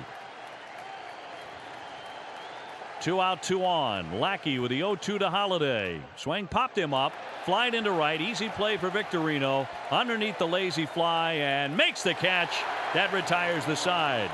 Lackey surrenders a couple of hits, but nothing comes of those. We are halfway through Game 6 of the 2013 World Series. The Red Sox starting to close in. They lead it 6-0 over St. Louis. Segris, the lefty, delivers outside ball 1 on Stephen Drew, who clobbered a home run in the 4th inning to right field.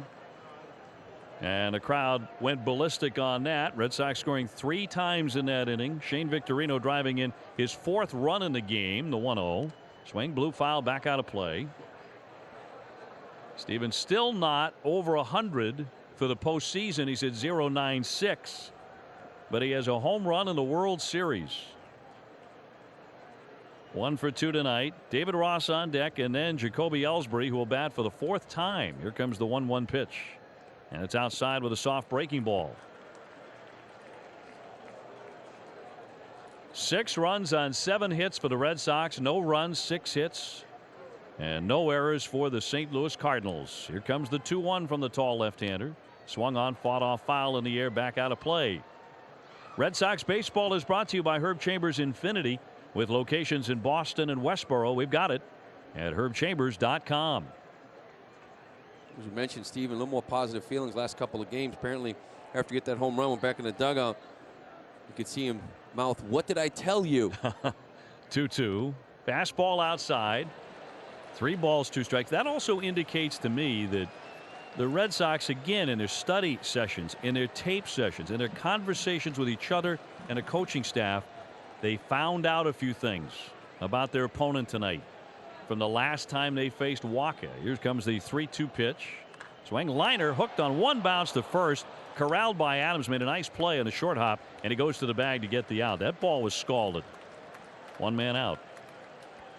I think one of the most impressive things, you talk to anyone, whether it be a player, whether it be a coach, how impressed they are with this group, how much baseball they talk, and they just study guys. You didn't see, and I don't know if Michael Wacha had the same stuff. I don't think he did, but they didn't allow him to get into a rhythm either. You didn't see as many bad swings on the changeup. They just seem like they're having better at bats. David Ross 0 for 2 as he climbs in. He has struck out twice in the pitch. In tight for ball 1 from yet another hard thrower out of the St. Louis bullpen. Their bullpen has been mighty impressive in this series. But the Red Sox have also found different ways to win no matter who's on the mound. They've done it throughout the playoffs. The 1-0 is cut on and missed by Ross.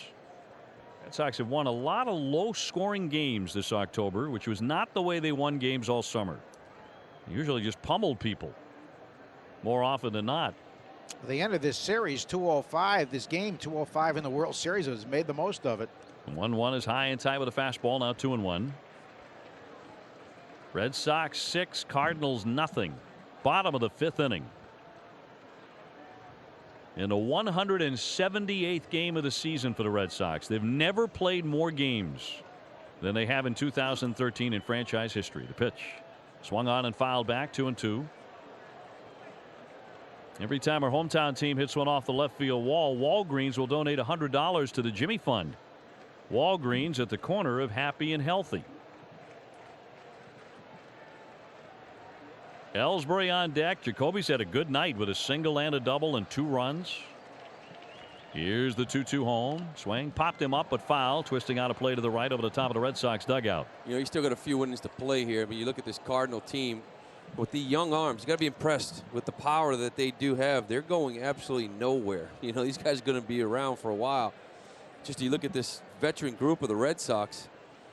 That third time they've seen a lot of these guys, they start to dial them in a little bit. How true. The 2-2 to Ross. Swinging a high fly ball, well hit dead away center, but room out there. Jay backs up. He's under and makes the catch. 2 down. And to that point, I mean, Jacoby Ellsbury, certainly a veteran guy now. He has 2 hits. Big Papi has taken 3 walks. Mike Napoli ripped an RBI single his last time up. Johnny Gomes has been on base 3 times tonight. Shane Victorino has been on base 3 times tonight. He has 4 RBIs. Stephen Drew with the home run.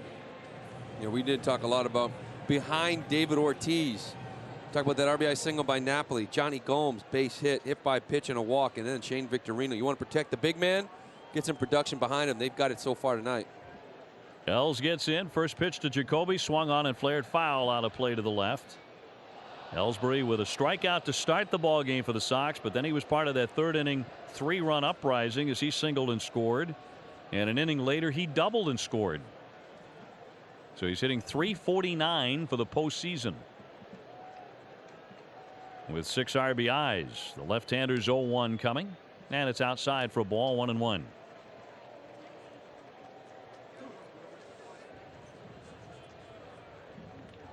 Red Sox 1 win away from their 8th World Championship. Bases empty, 2 down here in the bottom of the 5th. Here comes the 1-1. Check swing, and it's down and away. 2 balls and a strike. He laid off a slider. Really feel like the fans are kind of settling in now and enjoying themselves, but they've done some great work here at 4 Yawkey Way tonight. They have been loud.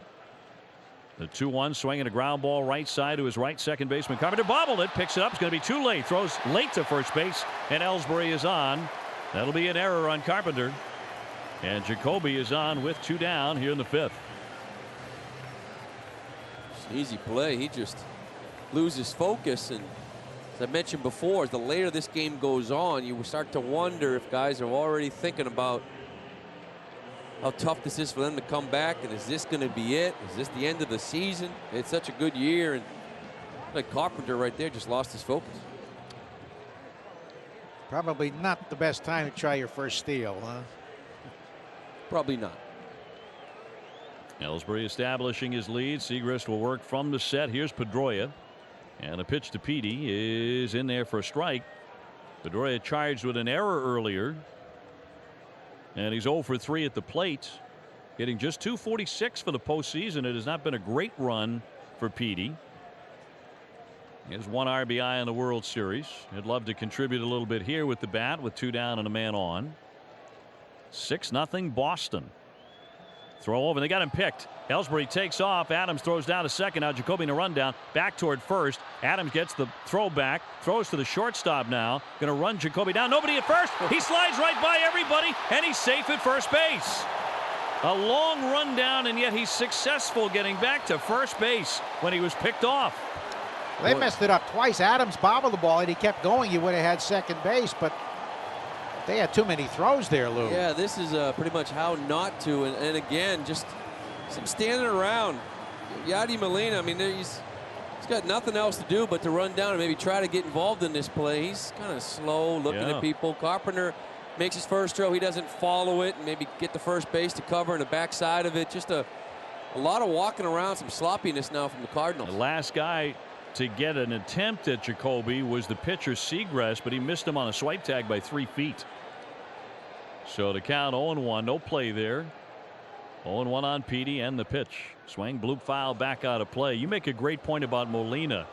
He's the last guy in the world on this team you would think, well, he's checking out in some way, shape, or form. That's an indication he might be right there. Yeah, that's a mental mistake there. If that was a 1-0 game or a 0-0 game, what do you think he'd be? He would have been sprinting down to first base, but it's 6-0. A lot of watching going on. No reason in the world he shouldn't have been there.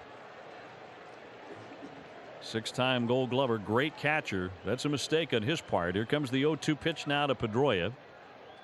And Petey checks. It's up high for a ball, 1-2. Well, before he went, Joe, we were both talking about not the time to go, but you think about it, I mean, it has a feel like this, 6-0 lead. But then again, you're at Fenway Park, and there's 4 innings to go. It's the clinching game of the World Series. If this was the 8th inning, maybe you're thinking not so much, but it's still only the 5th inning.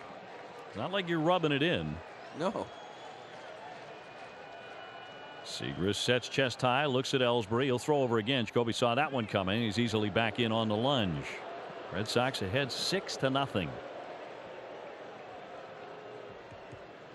On a cool, late October evening at 4 Yawkey Way. Red Sox playing baseball on the 30th of October. Latest they've ever played in a major league season. 2 out, a man on. Here comes the 1-2 now to Pedroia. And on the way, he'll swing a high fly to right. Not a deep drive, and Beltran's underneath. And he's there to one-hand it, and that retires the side. So after 5 complete innings of Game 6, it's all Red Sox to this point. Boston 6 and St. Louis nothing.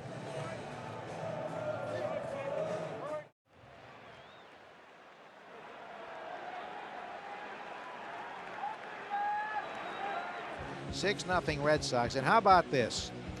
Tonight, Shane Victorino with a bases loaded double to drive in 3 and a bases loaded single to drive in another. In the regular season, the Red Sox led baseball with 9 grand slams. They hit .301 with the bases loaded. They drove in 142 runs with the bases loaded, most in the majors. And in the postseason, 4 for 10 with the bases loaded, 2 homers, 17 RBIs. So they have hit with men in scoring position, especially with the sacks full. Alan Craig takes low and away ball 1. And those numbers are staggering, Lou. Yeah, that's what it's all about. We were talking about it last inning. The Cardinals, 330 all year long, men in scoring position. MLB record so far this World Series, 220, and that's all the difference in the world. Craig 2 for 2. It's a high fly ball, center field, not too deep. just behind the Boston Strong logo. Ellsbury has it for the out, 1 down. Craig had single off the wall and single to left field, so 1 man out. Well, I think part of it is their approach. They put the pressure on the pitcher with the bases loaded. The pitcher's a guy feeling the heat. Yeah, especially here. I mean, you got a guy, Michael Walker, you know, you start to feel the heat, especially here at Fenway Park. The crowd's right on top of you. They're loud. They're getting into it. Here's Molina, single reached on a rare error by Pedroia, and a would-be double play ball. And the pitch is hit hard on the ground. Pete, he dives, stabs, backhands, twirls, throws, gets him. What a play. Pedroia with a hard shot to his right, a short hop, backhand diving stab. He went twirling around and fired a strike to first. A reverse move. He's taking hits away here for Dustin Pedroia. He went clockwise for that one. 2 quick outs. Lackey's had some very quick outs tonight. He had a 3-pitch 3rd inning with a double play. 5-pitch 3rd inning, took 3 minutes. Here's Adams, who lined deep to left and lined to left. And the pitch is in there for a call strike, 0-1. Doing exactly what you want. I mean, he's throwing strikes, got the 6-0 lead, sitting on his 81st pitch of the game here in the 6th inning. Forcing these guys to be aggressive. Here comes the 0-1, and it's swung on foul to the left. Red Sox baseball brought to you by Suffolk University. Just like the Red Sox, Suffolk has been a proud Boston institution for over 100 years. Carlos Martinez warming in the Cardinal pen. 0-2 to Matt Adams, the burly first baseman. He's 3 for 18 in the series, 3 for 20 now in the series. And the pitch, he swings and misses at a breaking ball. Down he goes. John Lackey with a 1-2-3 6th inning. He has 4 strikeouts, and after 5.5, 6-0 Red Sox on the Shaw's WEEI Red Sox Radio Network.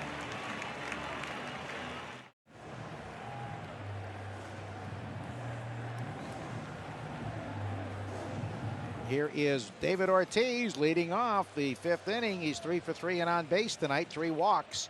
Fell behind 0-2 in the first, but worked the walk and then was twice intentionally walked. He's facing Segrist, against whom he had a first pitch home run in game 2. Over shift on in the pitch, and David swings and fouls it to the left out of play. I didn't have much doubt he'd be swinging there, Lou, if he came close. Hasn't been able to swing too much here tonight. Why not? Leading off the inning here in the 6th, you know they're going to pitch to him. He's still hitting .733 for the World Series, 11 for 15, and he has 7 walks. Segrist, the hard-throwing lefty, deals, and he takes a breaking ball low, 1-1. These fans are getting excited, Joe. They know that 3 innings away was the highest price ticket. I mean, in history here, this thing, we're talking some serious dollars. I think 3 innings away from seeing history. The 1-1, breaking ball low, 2-1. John Lackey with just a 6-pitch 6th inning. He had a 5-pitch 3rd inning. 2 balls and a strike, 6-0 Red Sox. Big Papi with a 2-1 count. Segrist delivers, here it is, and he swings and fouls it to the left out of play. He does not want to walk this time, but I don't think he'll expand the strike zone too much. No, the man is locked in right now. He's been like this all series. I mean, he's aggressive within the strike zone. He's patient outside the strike zone. You don't see him swinging at too many balls. 2-2 from Segrist. He throws in the high to mid-90s. The pitch. And he checks the swing. It's a little low and away. Missed with a breaking ball. This week at Shaw's, pick up 10.5 to 11.5 ounce Hershey's, Mars, Nestle fun-sized chocolate bars, 4 for $10. Shaw's, the official supermarket of the Red Sox Radio Network. At this rate, Lou, you'll be taking your son Mason around for Halloween tomorrow. Oh, God. Here's the 3-2. Swing and a miss, strike 3. Oh, they finally retire Papi. 97 miles an hour, borderline pitch down, and he fans. Yeah, maybe a little aggressive. That was ball 4. Yeah, this ball's down in the zone, a little aggressive from David Ortiz. He wants to try to join in some of the fun, some of the excitement here tonight. Now Matheny's going to remove Segrist, even though he has not allowed a hit or a walk, only 1 base run on an error. He's been their most effective pitcher, but he's gone. As we come your way on the Shaw's WEEI Red Sox Radio Network. In 11 games in the postseason, Carlos Martinez 0-1 with a 4.09 ERA. Facing Mike Napoli, who struck out twice and had an RBI single to right center. Martinez delivers in the pitch, swing and a miss, strike one. There was the high fastball he likes, but he didn't catch up with it. And it's 0-1. One home run of the game, Stephen Drew. A leadoff home run for the Red Sox in the 4th inning of Michael Wacha. The 0-1 deal. Breaking ball high. 1-1. It's really been impressive here, Joe, in this postseason runs. The opposing pitching. Pitching has really been outstanding. This lineup has done just enough. 1-1, low and away. Well, they won with 14 strikeouts in Game 5. They won in Game 4, striking out 8 times. And they really have not been a factor. They won despite them. The 2-1. Swing and a foul that hits off the catcher's shin guard and rolls in front of the plate. I think Mike Napoli would be the first guy to tell you that strikeouts are overrated. I'd say so. And tonight twice, but then an RBI single, punching one into right center. Well, where would this Red Sox team be without his heroics in the ALCS? Those 2 absolute bombs in Detroit. They really set a tone and discouraged the Tigers, I think. 2-2 outside. Corner call, strike. Set a delayed call by Jim Joyce. And Napoli paused momentarily and now slowly walks away. Oh, I thought Jim might have missed that one. Just, you know, Mike Napoli, in the month of April he was outstanding. In the month of September he was outstanding, but he still struck out. It's just that he did damage, and we've seen that throughout the postseason, as you mentioned. So 2 men out, nobody on for Gomes, who singled to center, was hit by a pitch and walk. A key hit batsman. It was 0-0, 2 on, 2 out. And he was hit by a fastball, the only batter that Wacha has hit in his major league career and his pro career, including the minors. Call strike. 0-1. Johnny had blooped to hit, and then in his 3rd time at the plate, drew a walk.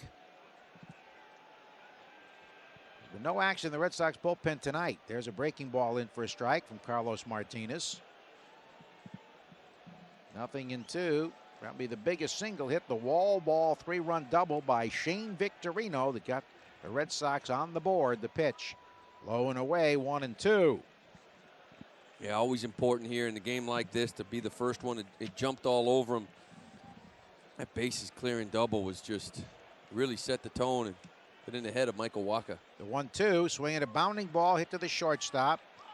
Grabbed by Descalzo, fires to first, and a 1-2-3 inning retires the Red Sox in the 6th. And we have completed 6 full in Game 6 of the 2013 World Series. Red Sox 6, Cardinals nothing on the Shaw's WEEI Red Sox Radio Network.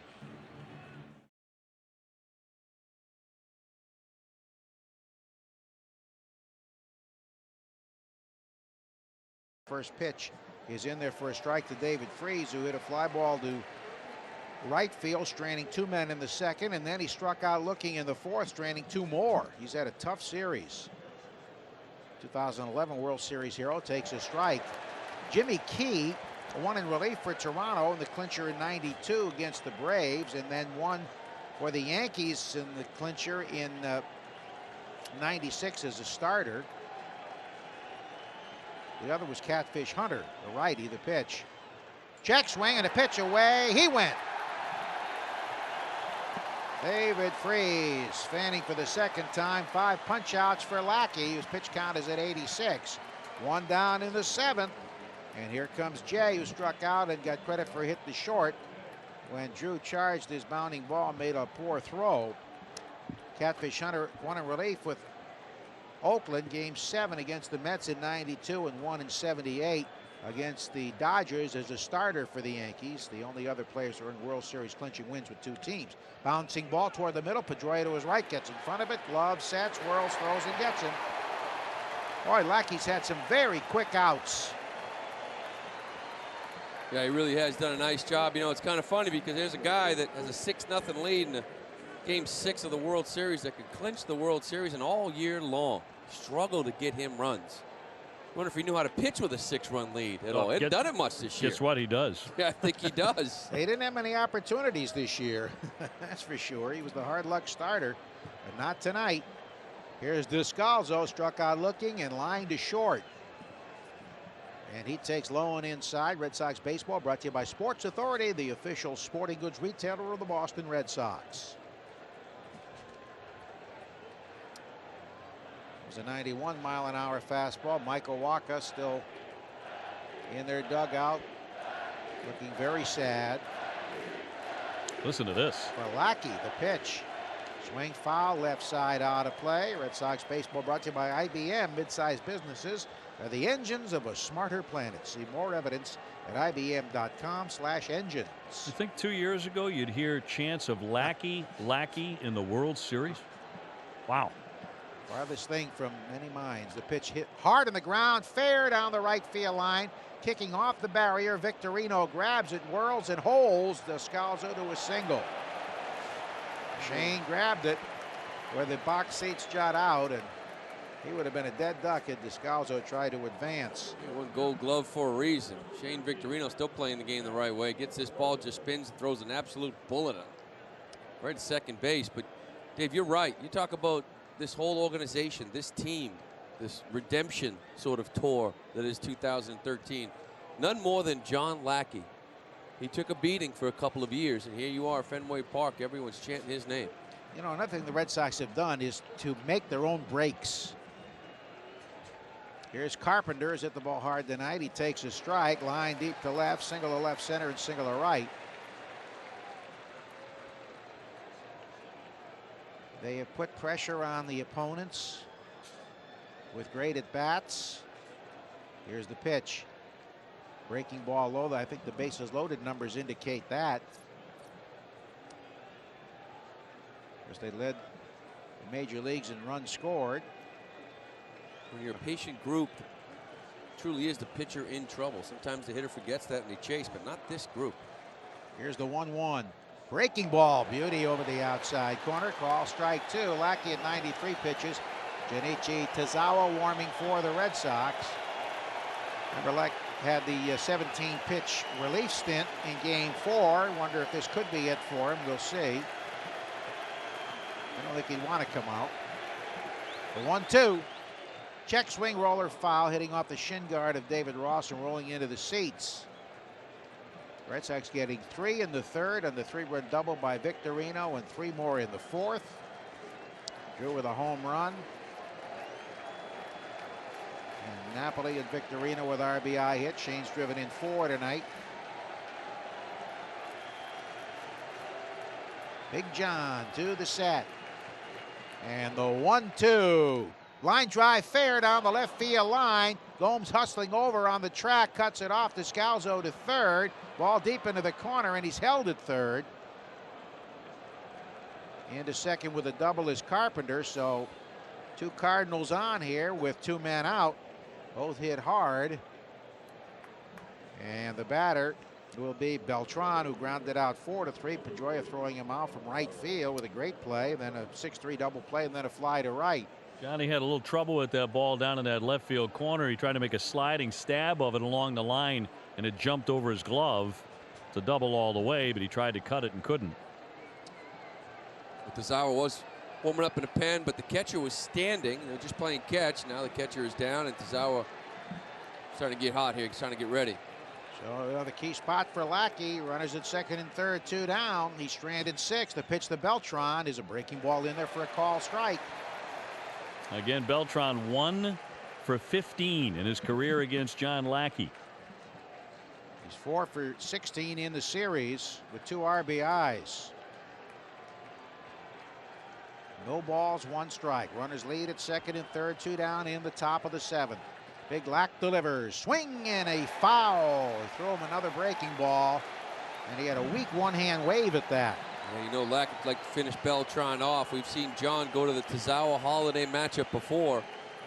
You wonder if this isn't his last hitter here. He'd like to finish this inning off himself. You would think that that's going to be the case. Tazawa's heating up pretty good out there.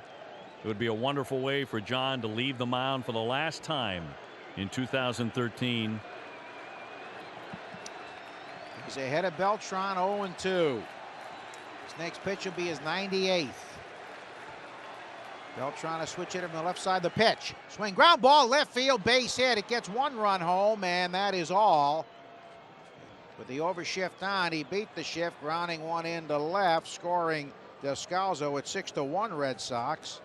Beltran with his third RBI of the series, 15th of the postseason, a hard hit ball. That's going to do it for Lackey, and he'll bring down the house when he leaves the mound. Solid hit for Beltran. So the Cardinals score their first run. Black didn't want to come out of this one either. He showed his glove to John like, I got this, stay where you are, but John continues to come out. He's talking to John through the glove. Oh, he's gonna stick with him. Oh, how about this? I don't remember this happening all season. No, me neither. No, I don't either. When John comes out, he usually has his mind made up, as in 100% of the time. You can see him mouthing, "This is my guy," to John. They had a long talk. He talked him in. He'd been working on it for 6 months to try to get him to stay out there. You know, he said enough this time to make it happen. All right, here's Holliday, who was grounded to first, grounded to third, and flied to right. Lackey delivers the pitch outside, ball one. So Holliday 1 for 13 against Lackey. That may have something to do with the decision. Runners at first and third. Carpenter at third and Beltran at first. Here's the pitch. Swinging a high foul, first base side out of play. I like the move. I think he's earned it. He's earned the right to talk his way into staying in this game. Couldn't read his lips because he was talking through his Right. glove. I would agree, but Matt Holliday could make this a 6-4 game in a hurry. Sure could. There are only 2 home runs in the World Series. Runners lead at first and third, the 1-1 to Holliday. And he takes it up and away, missed with a high fastball. Still throwing 92. If you're Holliday, you've got to take offense at that. Like, hey, I got this. I can get this guy. He's my guy. Absolutely. 2 balls, 1 strike. Runners at the corners, and the pitch low and away, knocked down by Ross, but on to second goes Beltran, and holding is Carpenter at third. Rolled about 7 or 8 feet away. Well, here comes the biggest pitch of the night for John Lackey, right? 3-1. It bounced just in front of his glove. On deck is Alan Craig, who's been their hottest hitter. He has Tazawa ready. 3-1 to Holliday.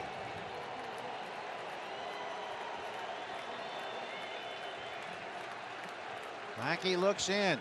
Runners lead at second and third. And the pitch. And he swings and fouls it to the right into the State Street Pavilion. So the wild pitch sent Beltran to second. Second wild pitch of the night. 93-mile-an-hour fastball from Lackey there. He's still got life on it. 3 balls, 2 strikes. 6-1 Red Sox. Runners at second and third in the 7th inning, and their best hitter up, Holliday. Here's the set by Lackey. At the belt.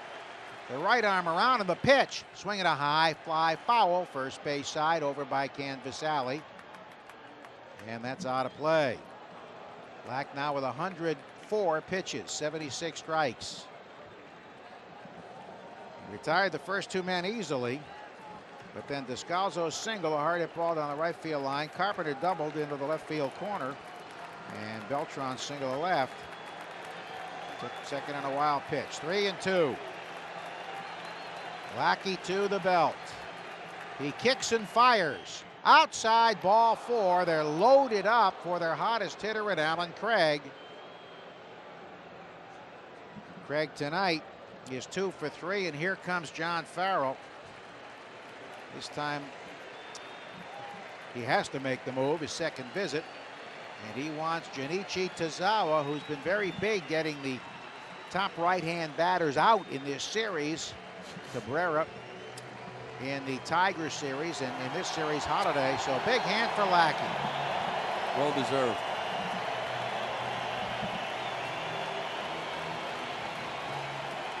John Lackey getting a standing O as he heads to the dugout. Now he takes off his cap and waves to the crowd.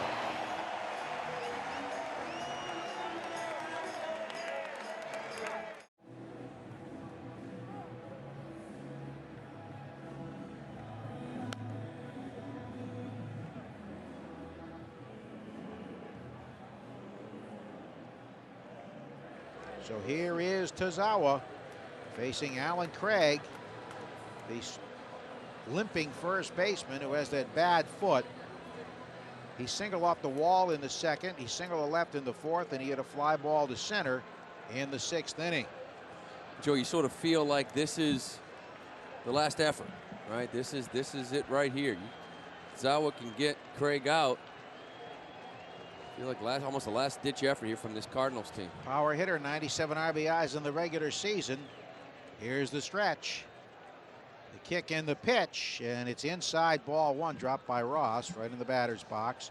Craig did not play in either of the first 2 postseason series because of that badly sprained foot, and he is 6 for 13 in the World Series.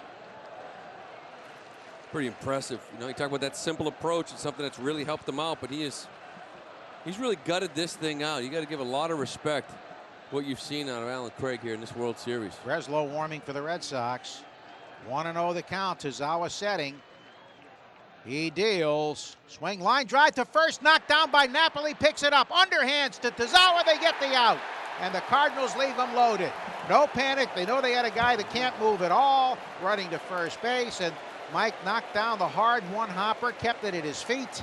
And the Cardinals leave him loaded. They're held to 1 run.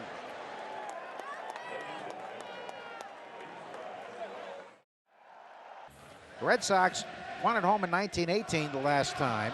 They also won at home in 1960 when they played the World Series at Braves Field. They won in 1912 at home, the first year at Fenway. And the first pitch in for a strike from Carlos Martinez. And they won at home in 1903 at the Huntington Avenue Fairgrounds.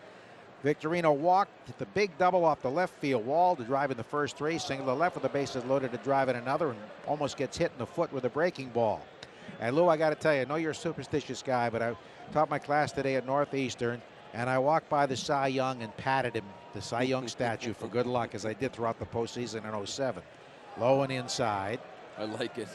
Now, who was the superstitious one you said? Yes, Yeah. Who was the superstitious one, Joe? That's an Yeah, he Italian took, remember, he thing. took off his jacket and he tried to change the lock. Oh, yeah, that was early. But patting Cy Young, that statue that's been there for 20 years at Northeastern, worked before. The 2-1 to Shane. And he swings, and it's a high fly ball to left field. On comes Holiday coming toward the line. He's there and has it. He sliced that into left. And there's 1 man down. Shane retired for the first time. He'd walked, doubled, and singled. He seems to save his best for the biggest moments. And here's Xander Bogaerts, who fouled to the catcher, lined a bullet to third with a man at third, and then struck out with the bases loaded. Well, I had a special request from my son, Mason, just turned 4. He said, Dad, I got an idea. How about tomorrow night you don't work and we go to Halloween together? All right, there's a high fly ball into right field. And coming on, the right fielder Beltran makes the catch. First ball swinging. Bogaerts is retired. Lou, you can come to my neighborhood. You're close by. We got a lot of candy. I said, that's the plan, buddy. Let's wait and see, hopefully. What's Mason going as, by the way? Turbo. Turbo, okay. Yeah, he's a big Turbo fan. Big movie. My grandson may go as Steve Horgan, the cop in the bullpen. I'm gonna go as this guy right here, Stephen Drew. Well, we expected it tonight because he had good swings in Game 5, and tonight, after popping a second, he launched a home run deep into the Red Sox bullpen. Then he grounded hard to first. The pitch from Carlos Martinez is in there for a call strike. Red Sox baseball brought to you by CarMax. Start the search for your next car at CarMax. CarMax, start here. 2 down in the 7th inning. 6-1 Red Sox. Carlos Martinez delivers, and the pitch is a little bit low. The hit for Stevens' 5th of the postseason. 5 for 53, but it was a big one, a shot into the bullpen. Of course, nothing really bigger than the walk he had in Game 5, setting it up. The pitch. Here's a soft line drive and a left to base hit. He golfed the pitch down and away, and Stephen Drew has 2 hits. You know, one thing you can look at, I think, on back in the 2013, something that was stressed in the offseason was depth. And you think about it here towards the end of the World Series, you have your starting third baseman's a kid that was in double A to start the year. Your starting catcher, this guy David Ross, was your backup.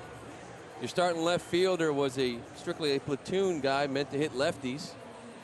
And one of the key relievers on your team was actually your 5th starter on the year in Felix Dubron. It was the depth all year with this team, helping the minor leagues. Truly, every man in this roster helped this team. No question. Here's Ross, who struck out twice and fly to center. And the pitch is low and away, ball 1. Ben Cherington certainly has done a wonderful job, and it should not go unnoticed the job he did putting a bench together. This is the strongest bench in baseball. The Tigers bench and the Cardinals bench can't compare. Well, by the way, the bench was a big factor too in the victory over Tampa Bay. They were deeper than every team they faced in this postseason. Throw to first, runner dives back safely, and this is the 16th postseason game, so it's going to come into play. It's not like a 3 or 4 game series. You really need that bench. Here's the other thing: the Red Sox were more athletic than all 3 of the teams they faced in the postseason. That's another thing that we never would have heard a few years back. They were the Red Sox. But how has that ever changed? The 1-0 pitch upcoming. Here it is, and he swings and lines one to center field, but Jay moves over toward left center and stabs it for the out that retires the side. The Red Sox hoping to begin a countdown here after 7 full. The Red Sox 6, the Cardinals 1 on the Shaw's WEEI Red Sox Radio Network.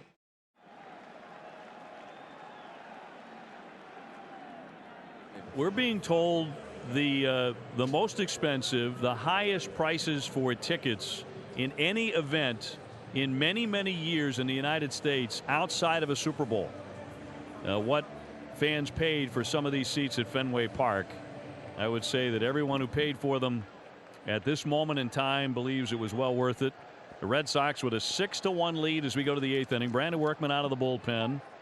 Young right-hander from Texas who is going to play a prominent role on the Red Sox staff in 2014. He's really grown up before our eyes this year.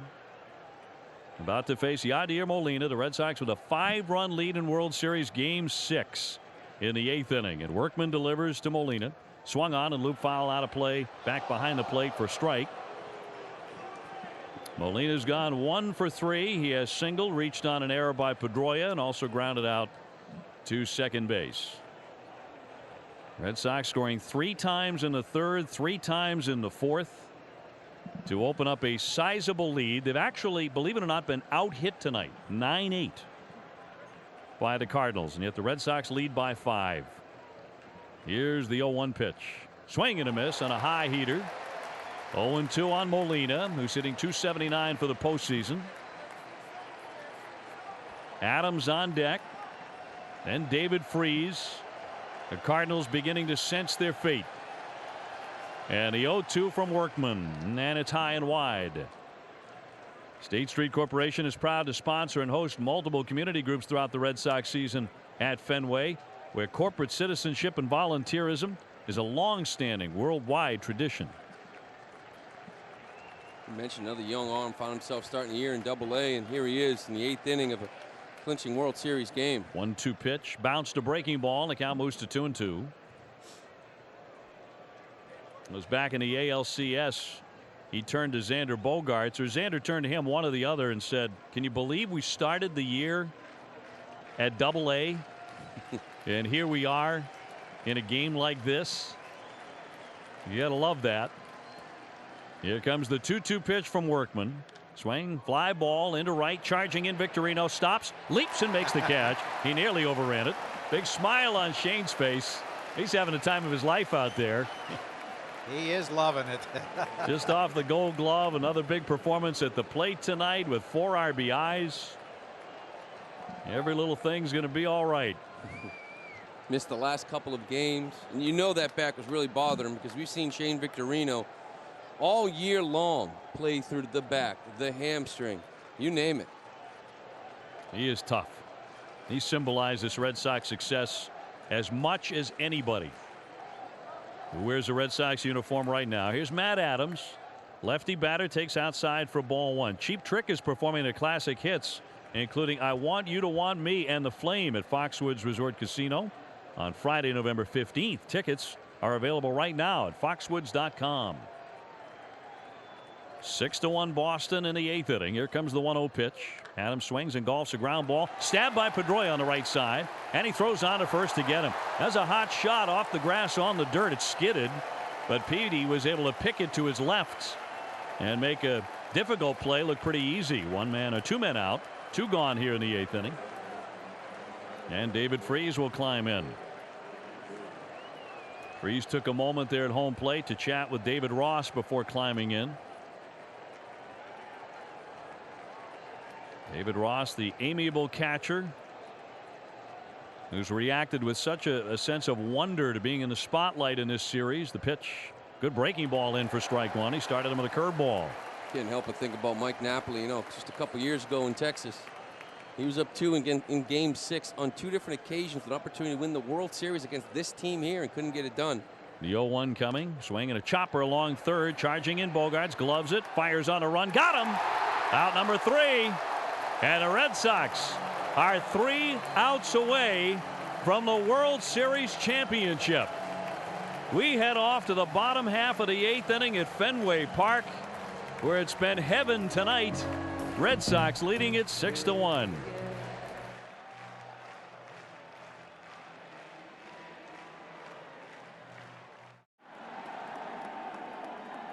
And Jacoby Ellsbury, who's been on base 3 times tonight, will lead off the last of the 8th. And a pitch to Ells is well outside for ball 1. He singled, doubled, and reached on an error. And he has also struck out tonight, so 2 for 4. Jacoby wrapping up what has been a very nice, on balance, postseason, hitting .344 for the playoffs. And the pitch is down and away. It scoots away from Molina to the backstop, and the count 2-0. You know, we first saw Jacoby Ellsbury in 2007 when he burst on the scene in September to the point where he found himself in a World Series. And it's been a lot of fun watching this kid play. He's a dynamic player. But you can't help but wonder if this is his last at bat as a member of the Boston Red Sox. I'm sure he'd love to see him come back. You're right. I think it's certainly in the back of some people's minds right now. Winning a championship is in the forefront. The 2-0 is down and in for a ball. But you do wonder if the Red Sox win the World Series tonight, if that will have an effect on whether he goes or stays. A positive effect for the Red Sox. We'll see. With the opportunity to maybe win more. Still work to be done here in Game 6. Red Sox up by 5 runs over St. Louis. Here's the 3-0. That's outside off the mid of Molina to the backstop. It's ball 4. Jacoby jogging up the first base line, and he's on again for the 4th time tonight. He takes a walk to start the 8th inning for Boston. And here comes Matheny. We're going to see Koji in the 9th. We're not going to see any more Randy Choate. No, he's done after 1 batter. He walks Ellsbury. Red Sox baseball is presented by AutoZone. From the auto parts, accessories, and advice you need, get in the zone. AutoZone. So Choate is done. They're going to dip into the bullpen again. We'll take the break as well for the pitching change here at Fenway. We'll return to Fenway in a moment. Game 6 of the World Series. 6-1 Boston. On the Shaw's WEEI Red Sox Radio Network.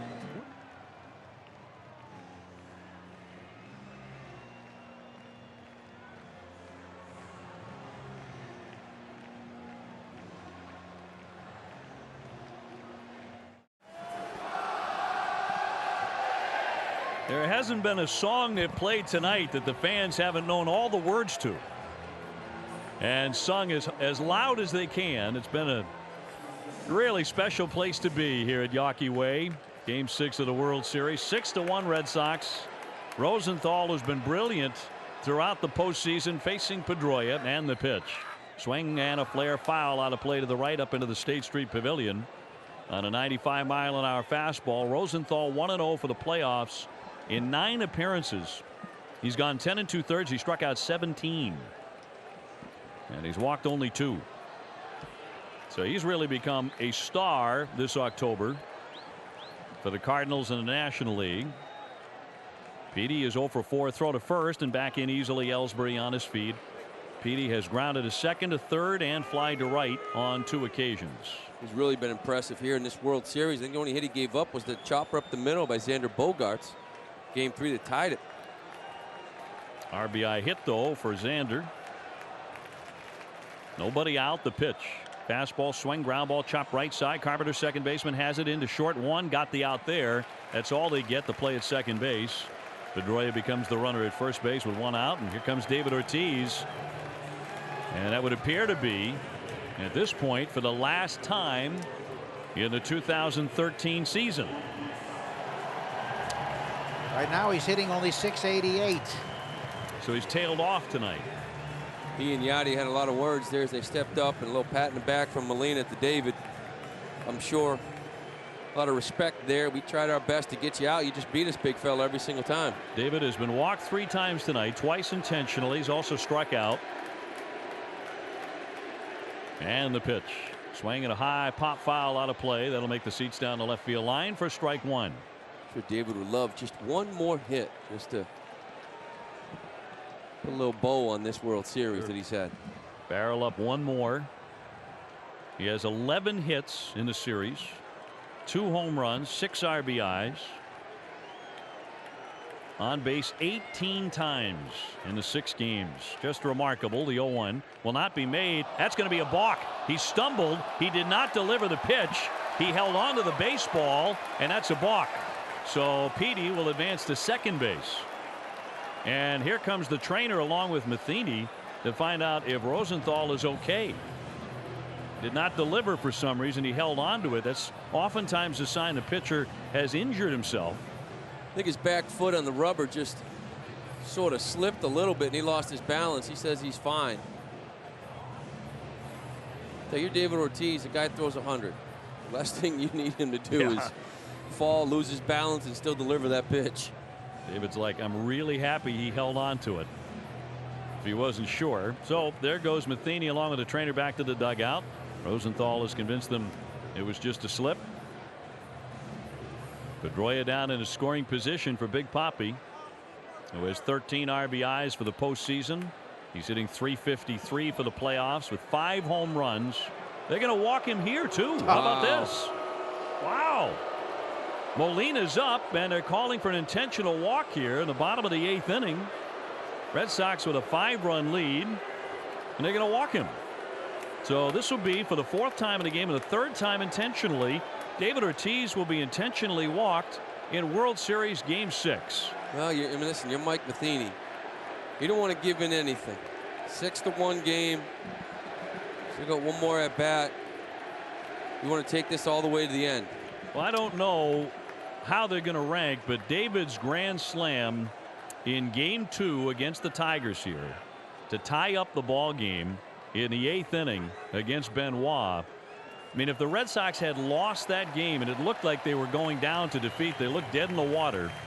They had lost that game. Remember, they were going to have to go to Detroit next and face Verlander, down 2-0. Series changing. I mean, everything could have changed. You know, you don't know. Like you said, you go down 1-2-0. Instead, you're walking down to Detroit 1-1, feeling pretty good about yourself.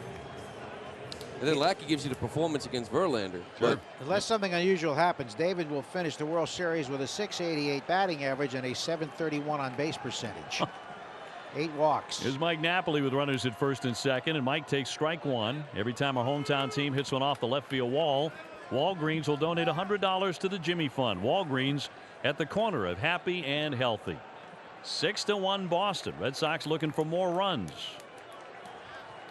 Each time Ortiz has been intentionally walked tonight, he has scored. The pitch waved at and missed on an off-speed delivery. Change up at 86 sailing by Napoli, and the count's 0-2.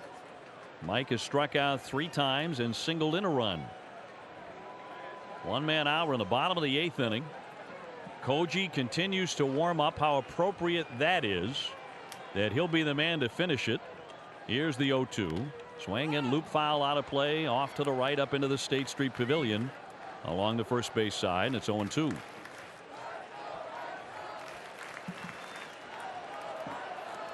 What a magical night to be here among many magical nights in 2013. Rosenthal checks the runner. Pedroia at second and delivers, and it's outside. Just missed with a 97-mile-an-hour fastball. Both teams have had great closers. The Red Sox closer is warming up in the bullpen right now. The Red Sox have only 3 more outs to get. The pitch down and in for a ball. 3 more defensive outs. And the Red Sox will win the World Championship for the 8th time and for the 3rd time in a decade. And that's remarkable with a parity in baseball. The 2-2. Fastball too high. Good take again by Napoli. Mike sees so many pitches. 3 balls, 2 strikes. Still, 1 out, 2 on. Still grinding out at bats too. I mean, here you are, 6-1, bottom of the 8th. Mike Napoli still seeing pitches, being selective. Well, that's a pretty good snapshot of who the Red Sox are. Here's the 3-2. Check swing in there. Strike 3. Got him looking. He fans for the 4th time. So 2 down here in the bottom of the 8th. And Johnny Gomes will come on up. Johnny's had a productive night. He's reached base 3 times, a single. He's been hit by a pitch that got him on the elbow pad right up around the bicep. He also took a walk in that 4th inning. And he's grounded out to short. So officially 1 for 2. Johnny, who has become such an immensely popular player among Red Sox fans all over New England and the world. He leans in, and the pitch in there for a strike. Johnny, as much or more than any other player, was really the voice of the Red Sox during the Marathon tragedy, and oftentimes very eloquently. The 0-1 pitch. That is in there for a called strike. Moving the count to 0-2. And the prime mover in Boston strong with the banner in the dugout in Cleveland the next night. The 617 jersey.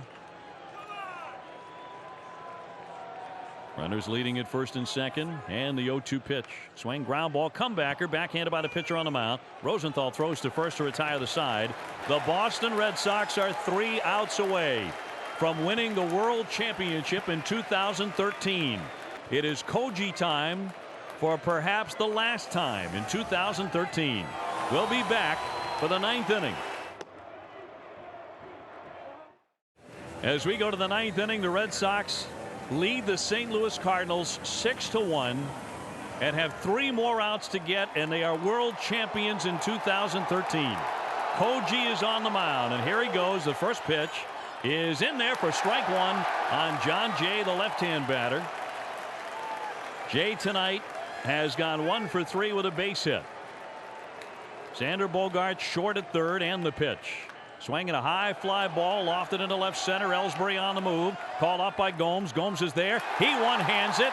1 man out in the 9th inning for St. Louis. And the Red Sox are 2 outs away from the title. Descalso up next. 38,000 plus on their feet at Fenway Park tonight. 20 years from now, 1,038,000 will say they were here. The pitch to Descalso is outside for ball 1. He is 1 for 3 with a single. John Lackey would get the win as he pitched deep into the 7th.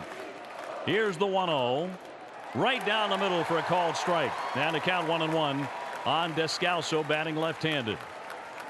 6 runs, 8 hits, and 1 error for the Red Sox. 1 run, 9 hits, 1 error for the Cardinals. The 1-1. Fastball drilled in for strike. 1-2 on Descalso. Amazing to think the Red Sox were a last-place team a year ago. The 1-2 swing popped him up into left field, coming on Gomes. He wants another one. He's got it. 2 down. 2 down in the 9th. The Red Sox are 1 out away from a championship.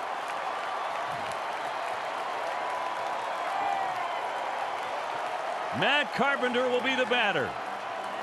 Koji behind the pitcher's mound, trying to catch his breath, taking one deep breath after another. Now he mounts the backside of the hill. Now he's ready, and he pitches to Carpenter, and it is in there for strike 1 as flash bulbs fire all around Fenway. You're seeing thousands of cell phones all lit up as fans tape this moment. Little stars everywhere. The 0-1. That's outside for a ball. 1 ball and 1 strike. 2 down, bases empty. 9th inning. 6-1 Red Sox. Koji, how appropriate on the mound. The 1-1. Check swing and it's low. A splitter downstairs. 2 balls and 1 strike. What a remarkable scene at Fenway Park. Koji rocks in a 2-1. Swinging a rocket foul. Pulled down the right field line. Skipping off the tarp into the stands. Koji will rub up a new baseball now. The Red Sox are 1 strike away. 1 strike from a world title.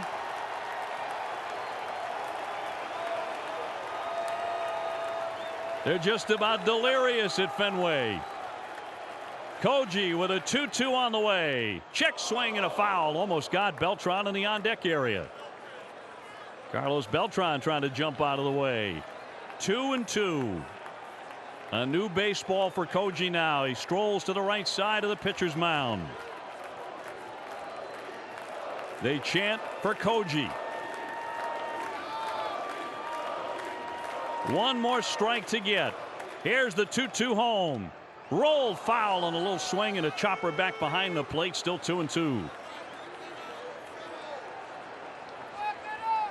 Carpenter making everybody wait a little bit longer now. 2 balls, 2 strikes, 2 out. 6-1 Boston. 9th inning of game 6. Koji ready. He turns on the rubber. The 2-2 home. Swing and a miss. He struck him out. The 2013 Red Sox are the world champions and Boston strong. Bedlam at Fenway Park as the Red Sox clinch the World Series at Fenway for the first time in 95 years. What a remarkable, unexpected gift of a season. The Red Sox piling on Koji around home plate. This Red Sox team helping to guide Boston out of the despair of the marathon tragedy in April to the ultimate joy of winning the World Series 6 months later. From last to best, the Red Sox have won their 3rd World Championship in 10 years, and they've done it at Fenway Park. What an incredible sight. On this night, October 30, 2013, the Red Sox are the best in the game. They have won it all. And they have done it at home. Well, Joe, it's amazing to watch it up here as the Red Sox gather once again, but this time for the last time, to celebrate on the field at Fenway Park. Shane Victorino, just a great performance. He's getting interviewed right now. David Ortiz, without question, is going to be the most valuable player. We're all sure of that. All right, and they're setting up the podium up beyond second base, and the World Series trophy will be presented to the ownership.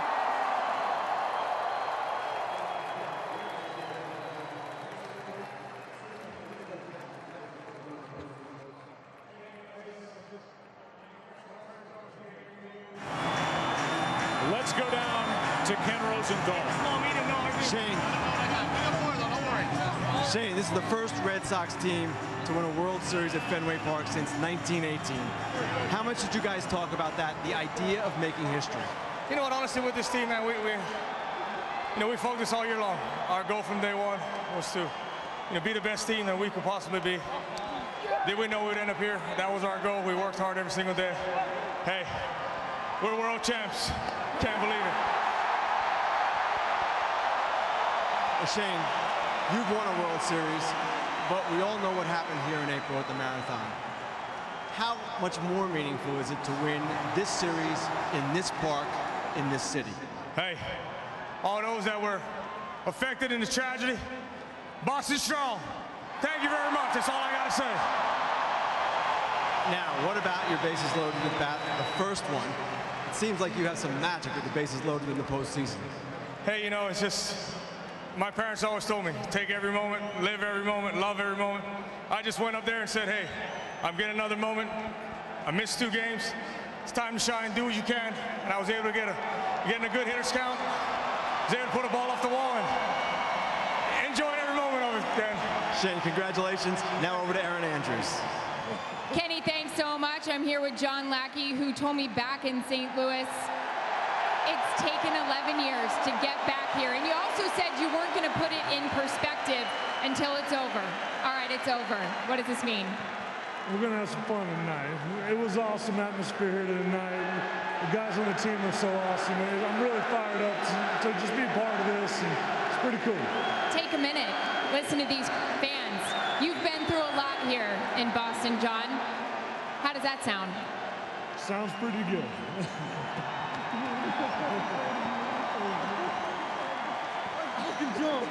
One more question. We promised to let you go. We saw you fighting your manager. As always, you didn't want to come off the mound. What did you say to him as you took an exit? I probably can't say all that, but I wanted to stay in there. I wanted to get that last out in that inning. Didn't work out. Taz came in, did a great job, and the rest of the guys in the bullpen shut it down. So, great team win for a great team. Great job by you. Enjoy this. Kenny, over to you. Thanks, Aaron. We're here with Johnny Gomes. Johnny, you just instructed me what to ask you. The team was 10-1 with you starting in the postseason. How'd that happen? Well, I mean, there's a lot of sabermetrics and there's a lot of numbers and stuff, you know, the whole WAR stat, you know, but when we go to playoffs, you know, it's, you want me to go to war with, you know, so, man, I say I work inside a museum, but this is the loudest a museum's been in a long time. Now, Johnny, the other night you told me that if the Red Sox won the World Series at Fenway Park for the first time in 95 years, it would be one of the biggest wins in sports history. Why did you say that? Well, I'm a believer in as soon as we went to Fort Myers, the movie's already been written. All we had to do was press play, and this is what happened. Now, the atmosphere in here tonight, the fans chanting, cheering all night long, on their feet. How would you describe it? Well, I think I'd screw it up if I decide to describe it with words. I'm going to describe it with actions when this place is rocking and rolling. Johnny, congratulations. Right on. Joe, back to you. Well said by the starting left fielder here tonight. As Ken said, the Red Sox 10-1 when he gets a start in the outfield. And here's the final out. On a strikeout. Fitting for Koji Uehara. Such a big part of the championship here with the Red Sox. The celebration is on at Fenway Park.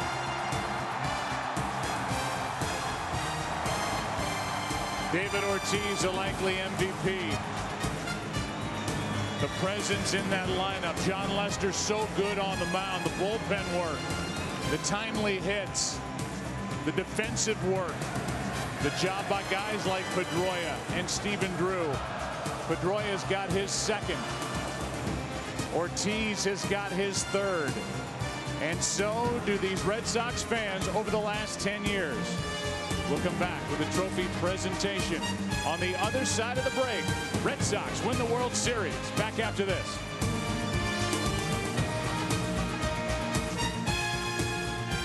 Well, it's been 95 years since you've celebrated winning a World Series here. Congratulations to Red Sox Nation, and congratulations to Boston. Joining me right now for this trophy presentation is the Commissioner of Major League Baseball, Mr. Bud Selig. Also on here on the stage right now is Red Sox team owner John Henry, team chairman Tom Werner, President Larry Lucchino, your general manager, Ben Sherrington.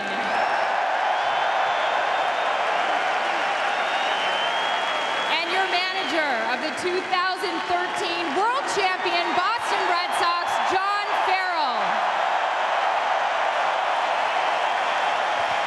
Now to present the Commissioner's Trophy, Mr. Bud Selig. Well, it's my pleasure tonight to present the 2013 World Series Championship Trophy to the Boston Red Sox.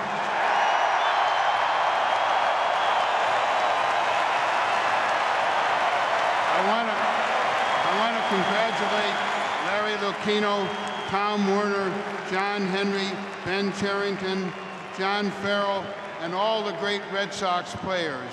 You know, this started off as a really tough year in Boston, and it was Boston strong, and the Red Sox have made all your fans very, very proud. And so, here's the trophy, John, Larry, and Tom. The 2013 World Series Championship Trophy.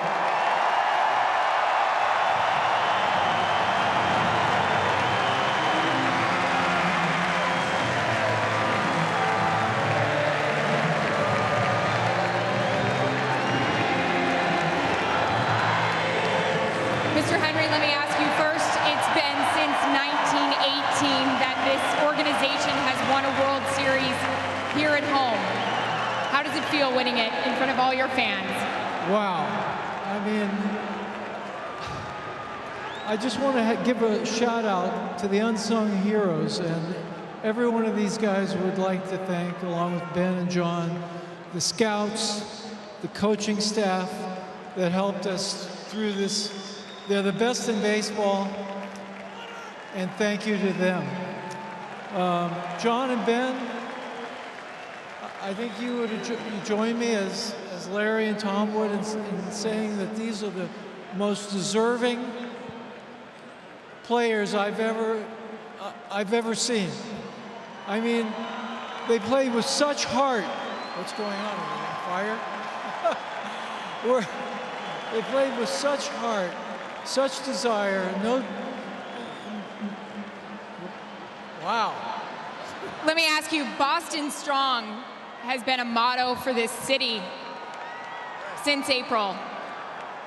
What do you have to say to all your fans that you guys have said you are playing for, Tom Werner? Well, I think that this team was resilient all year, and they showed great character, 22 wins in their last at bat, 25 different heroes, and we pay tribute tonight, as you said, to all the families who suffered through the marathon bombings and the resilience of this region and this city coming back.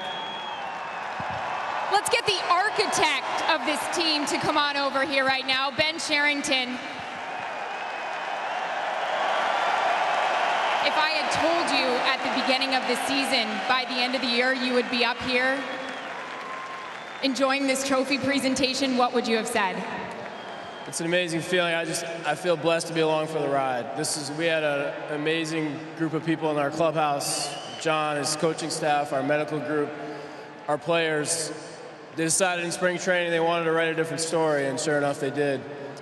It's just fun to be along for the ride. You had a nice moment with John Farrell when you just came up here on the set, and David Ortiz said in the beginning of this playoff run, teams don't go from worst to first. We're here because of John Farrell. What did he instill in this group of guys? He said when he got the job, he was going to put the focus on the field. We were going to be the best prepared team in baseball, and it was all going to be about winning. It's easy to say that in February. It's a lot harder to pull it off, and he did, and his staff did, and it was just a lot of fun to watch all year. And you did. Let me bring you over, Mr. Farrell. The manager of the world champions. How does that sound? How does that sound? Well, it sounds great to everybody that's in this ballpark. I know that. I'd like to just congratulate Mike Matheny, the St. Louis Cardinals, on a great season, one tough team, a great series that we played against them, and all the best to them going forward. But most importantly, to these guys in uniform over here, to be able to come to work with them every day, to see how they prepared, the work that they put in, and to share it in front of everybody here, the greatest fans in this sport. It's one heck of a night. Thank you. Thank you so much. We've got a couple guys joining us up here. John Lester? Yeah, you? Who else? David Ortiz said in 2007 you learned from the big dogs. What did those guys teach you that you were able to instill in those teammates over there? Just go out and compete, I guess. You know, I mean, that's all we've done all year. People have counted us out all year, and we just keep proving them wrong. And now we're standing here with this trophy in front of us, and it just really hasn't even sunk in right now.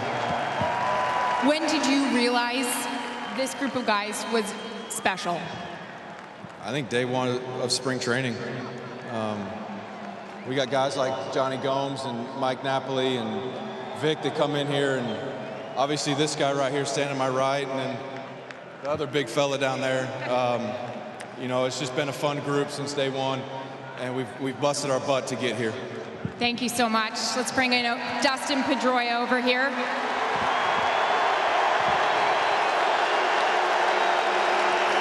Other than World Series champs, how would you define this team?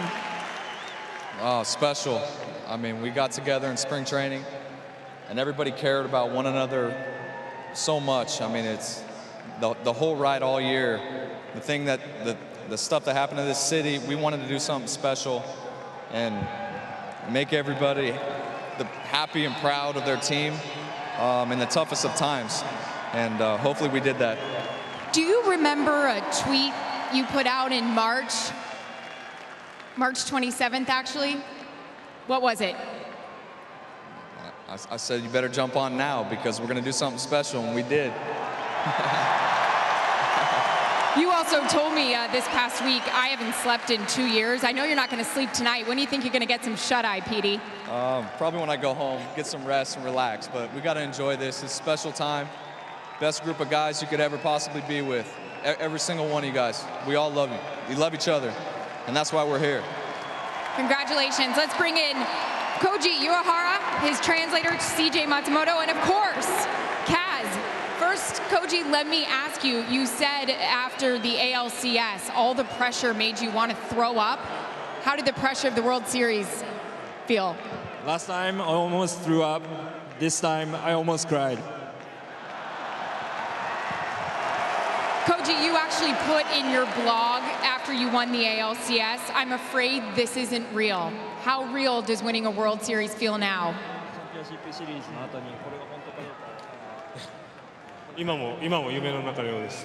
I still feel that I'm in a dream. All right, Kaz, you were the rock star at the ALCS trophy presentation. You haven't been to school in quite a while. You said you were excited for your dad. How proud are you of your dad tonight? Good. How hard are you going to celebrate tonight, Kaz? Crazy. Congratulations. Thank you guys so much. Matt, back over to you. Aaron, thanks. Some very poignant words by a young Uehara and a big Red Sox fan, not as of this moment, but many moments before. Stay with us. The MVP presentation is still to come as the party has just begun here at Fenway. It's close to midnight.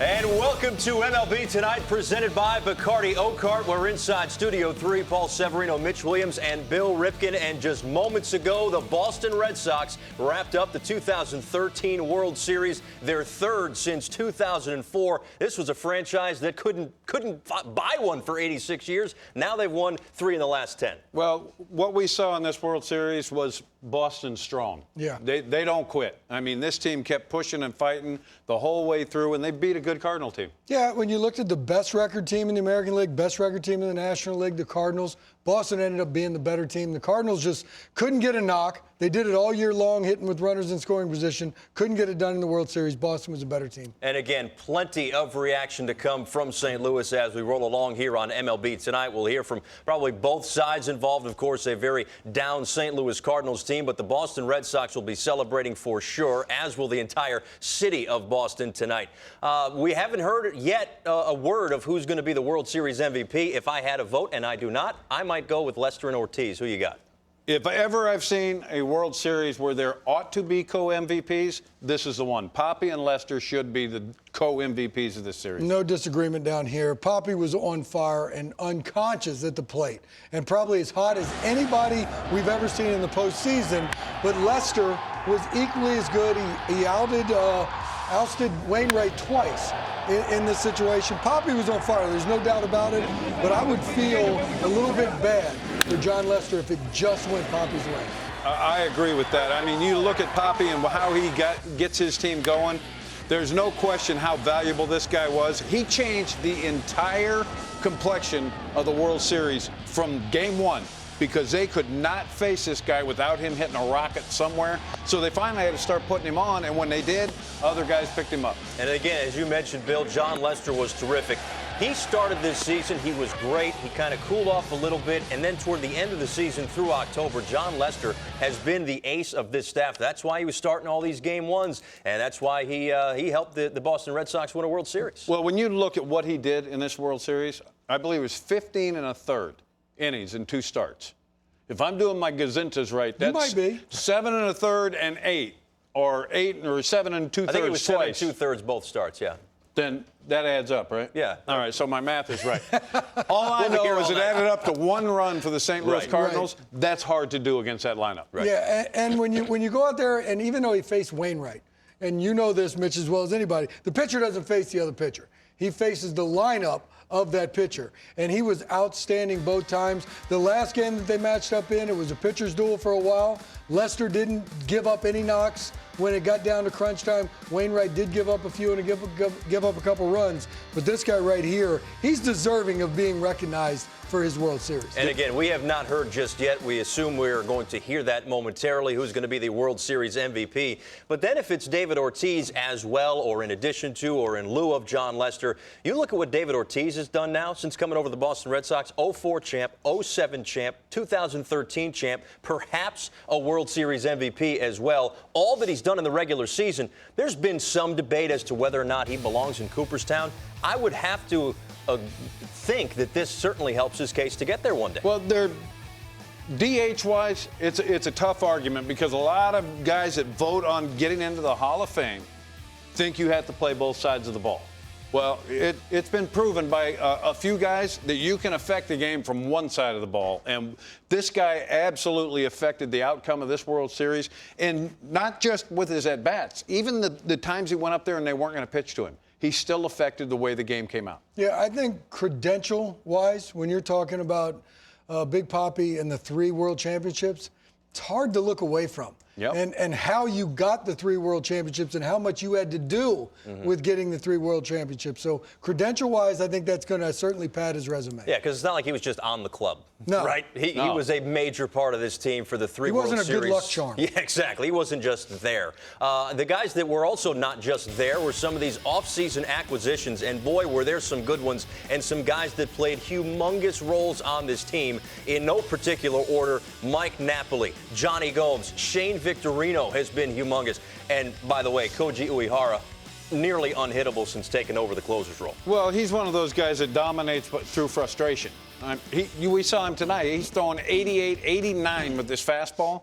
And these guys are dragging their bats back going, how am I not hitting this? He has that split that the catchers say. He throws 3 different splits. Right.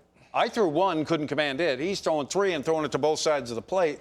And when you look at this, the thing that really is gratifying, if I'm from an analyst standpoint and an ex-player, Shane Victorino gave away $5 million that the Cleveland Indians offered him. They offered him a 3-year deal for $44 million. He took $5 million less to go to Boston on a 3-year deal, and now he's got another ring.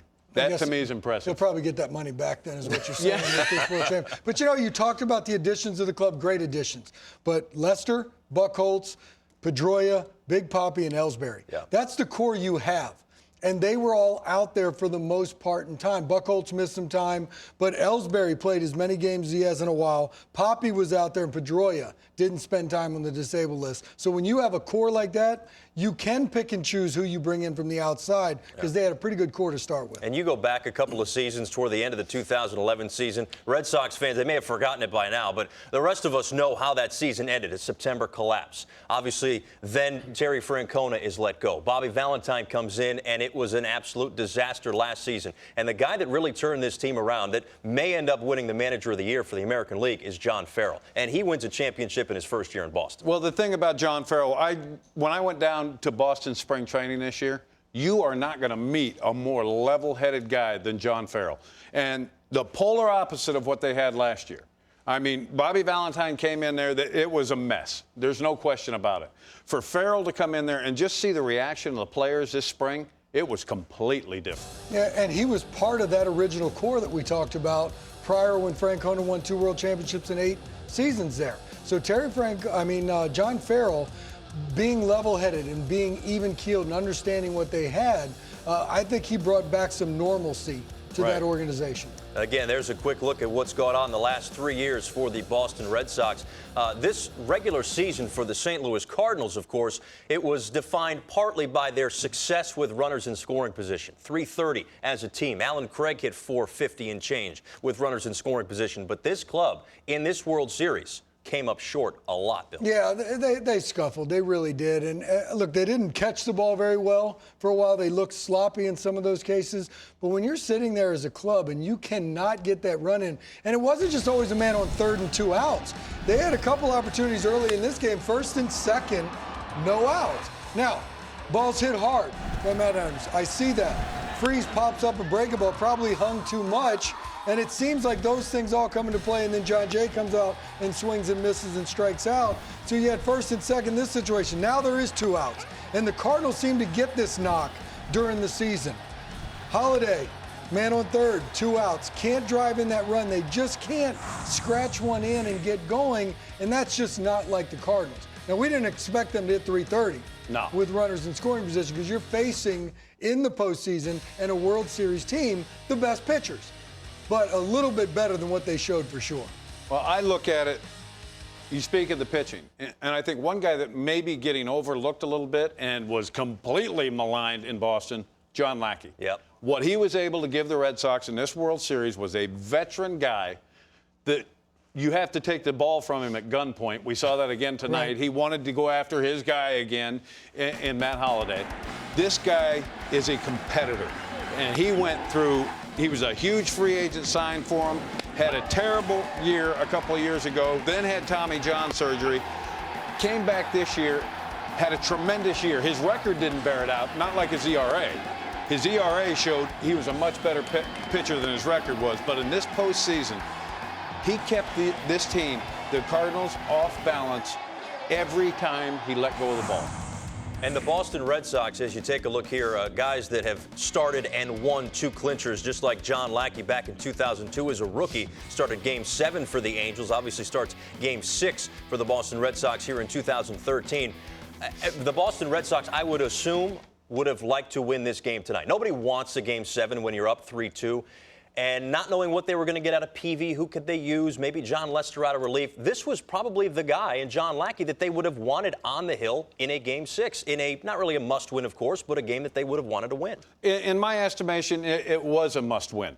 Because if they go to a Game 7, you're bringing probably the most electric stuff, other than maybe Waka, in Joe Kelly, to a Game 7. This guy's got great stuff. And like you said, you don't know what you're going to get out of Peeve because he's gone out there. He's been in and out with his stuff.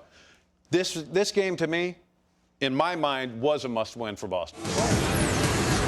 And welcome back to the Chevrolet World Series postgame show on Fox.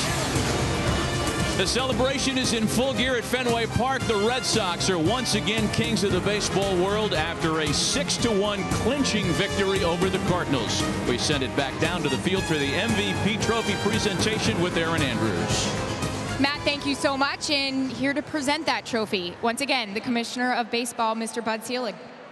Thank you very much, Aaron. And it is my pleasure to present the Most Valuable Player Award in the 2013 World Series, presented by our partner Chevrolet, to a man who had a remarkable World Series, remarkable year. His performance both on and off the field is something that we're all very proud of. Ladies and gentlemen, the most valuable player in the 2013 World Series, David Ortiz.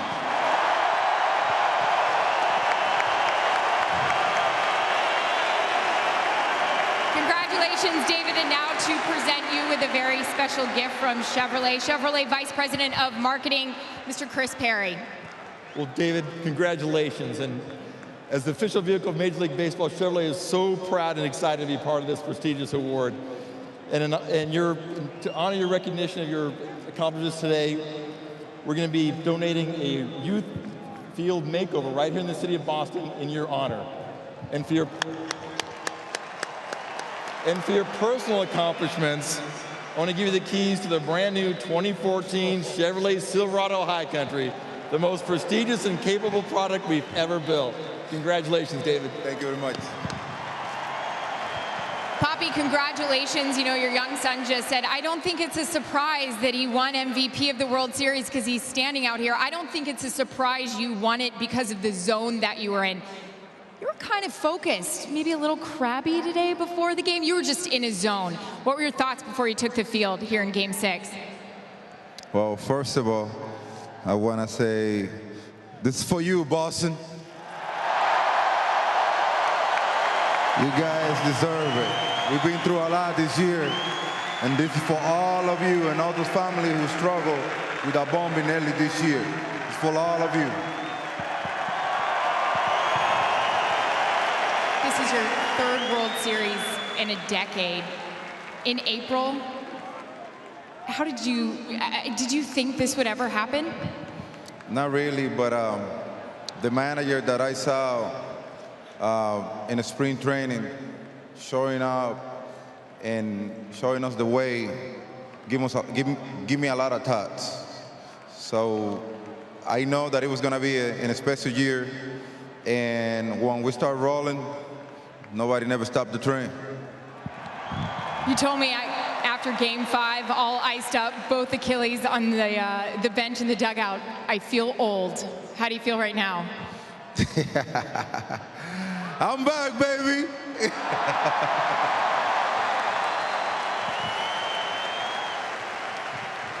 You have a really good time addressing this city of Boston. I'm going to give you this mic for one last time. Here you go, Poppy.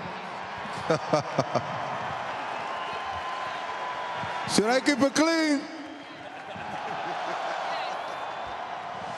This is our black city.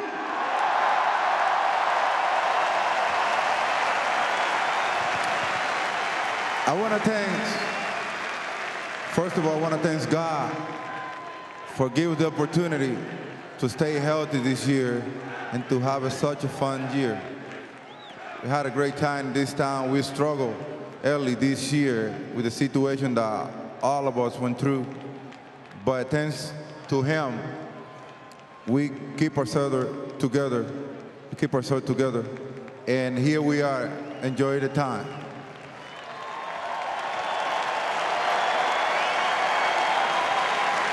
Second of all, I want to thank my family for the support and everything that we did through the year to stay strong and to be where we are right now. I want to thank them.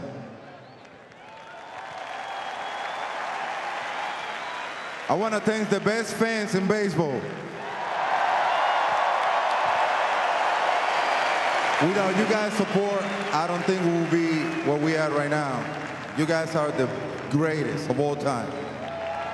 So proud to play for this city. I want to thank my teammates, best teammates ever. You guys are legit. Nobody can ever hold us down. That's why we're here right now, winning the World Series. The best teammates ever. Thank you. Thank you, David. Appreciate it. Congratulations. Go celebrate with your guys. Maddie, I'll send it back up to you.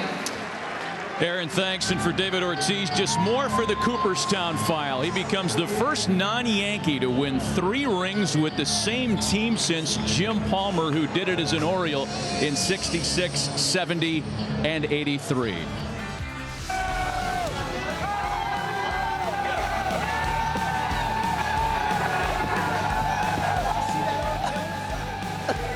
It doesn't come along very often when you see a $2 million bottle of champagne.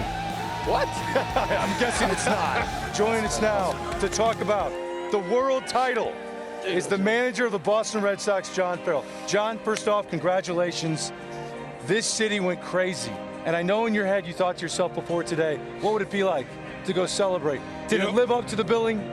Well, we're probably still going to find out because I'm sure there's a lot left to do here tonight. But I tell you what, all the questions that we got, what would it be like? We kept pushing those away. We didn't want to take ourselves there because we were going up against a very good pitcher, a great team. You know, Mike Matheny and the St. Louis Cardinals, that is not only a first-class organization, but a very talented team. But to get through it and to be able to do it here in Fenway, it's been 95 years. We've been told this many, many times, but to be able to share it with these people and these fans, it's really special. John, I love the way the series went your way. You answered every question that was out there. I love how stand-up you are, because there were so many things that happened in this series. It was unbelievable. Have you ever seen the craziness of plays, decisions that have to be made? It was unreal. Well, Harold, I can't say that everything went my way. I screwed up a lot in Game 3. I know that with some of the moves. But, you know, to see games end on an obstruction play, to see a game end on a pickoff play, and yet every game seemed like it was a pitch or a play away from swinging to one team or the other. It was stressful. But yet to come through a very good team in the Cardinals. But how fun was it? Well, I know you're like, well, it's stressful, but it had to be fun. Well, it is fun. I mean, everybody goes to spring training with the thought and the idea that they're going to be on the field recording the last out of the season. Yeah. We're able to do it, and to share it with this group of players that is unlike any other group that I've been around, it's a hell of a lot of fun. And, you know, so much can be said for Ben and his staff, the team he put together. This organization from top to bottom can share in this one. John, you've had a, fair to say, an interesting baseball life, coming from the Jersey Shore, being a pitcher, first rounder by the Indians. That's right, I thought Jersey Shore Regional Love. But now I think about you as a pitcher, a player, an Indians farm director in the minor league coordinator. You get a managerial job, you pitching coach, managerial job in Toronto, here as a world champion. Did you really think that? I mean, was it one of those moments in your baseball life after you no longer became a pitcher to say, I want to manage, and of course I want to manage someday and be a big league world champion as a manager? You know what, Al?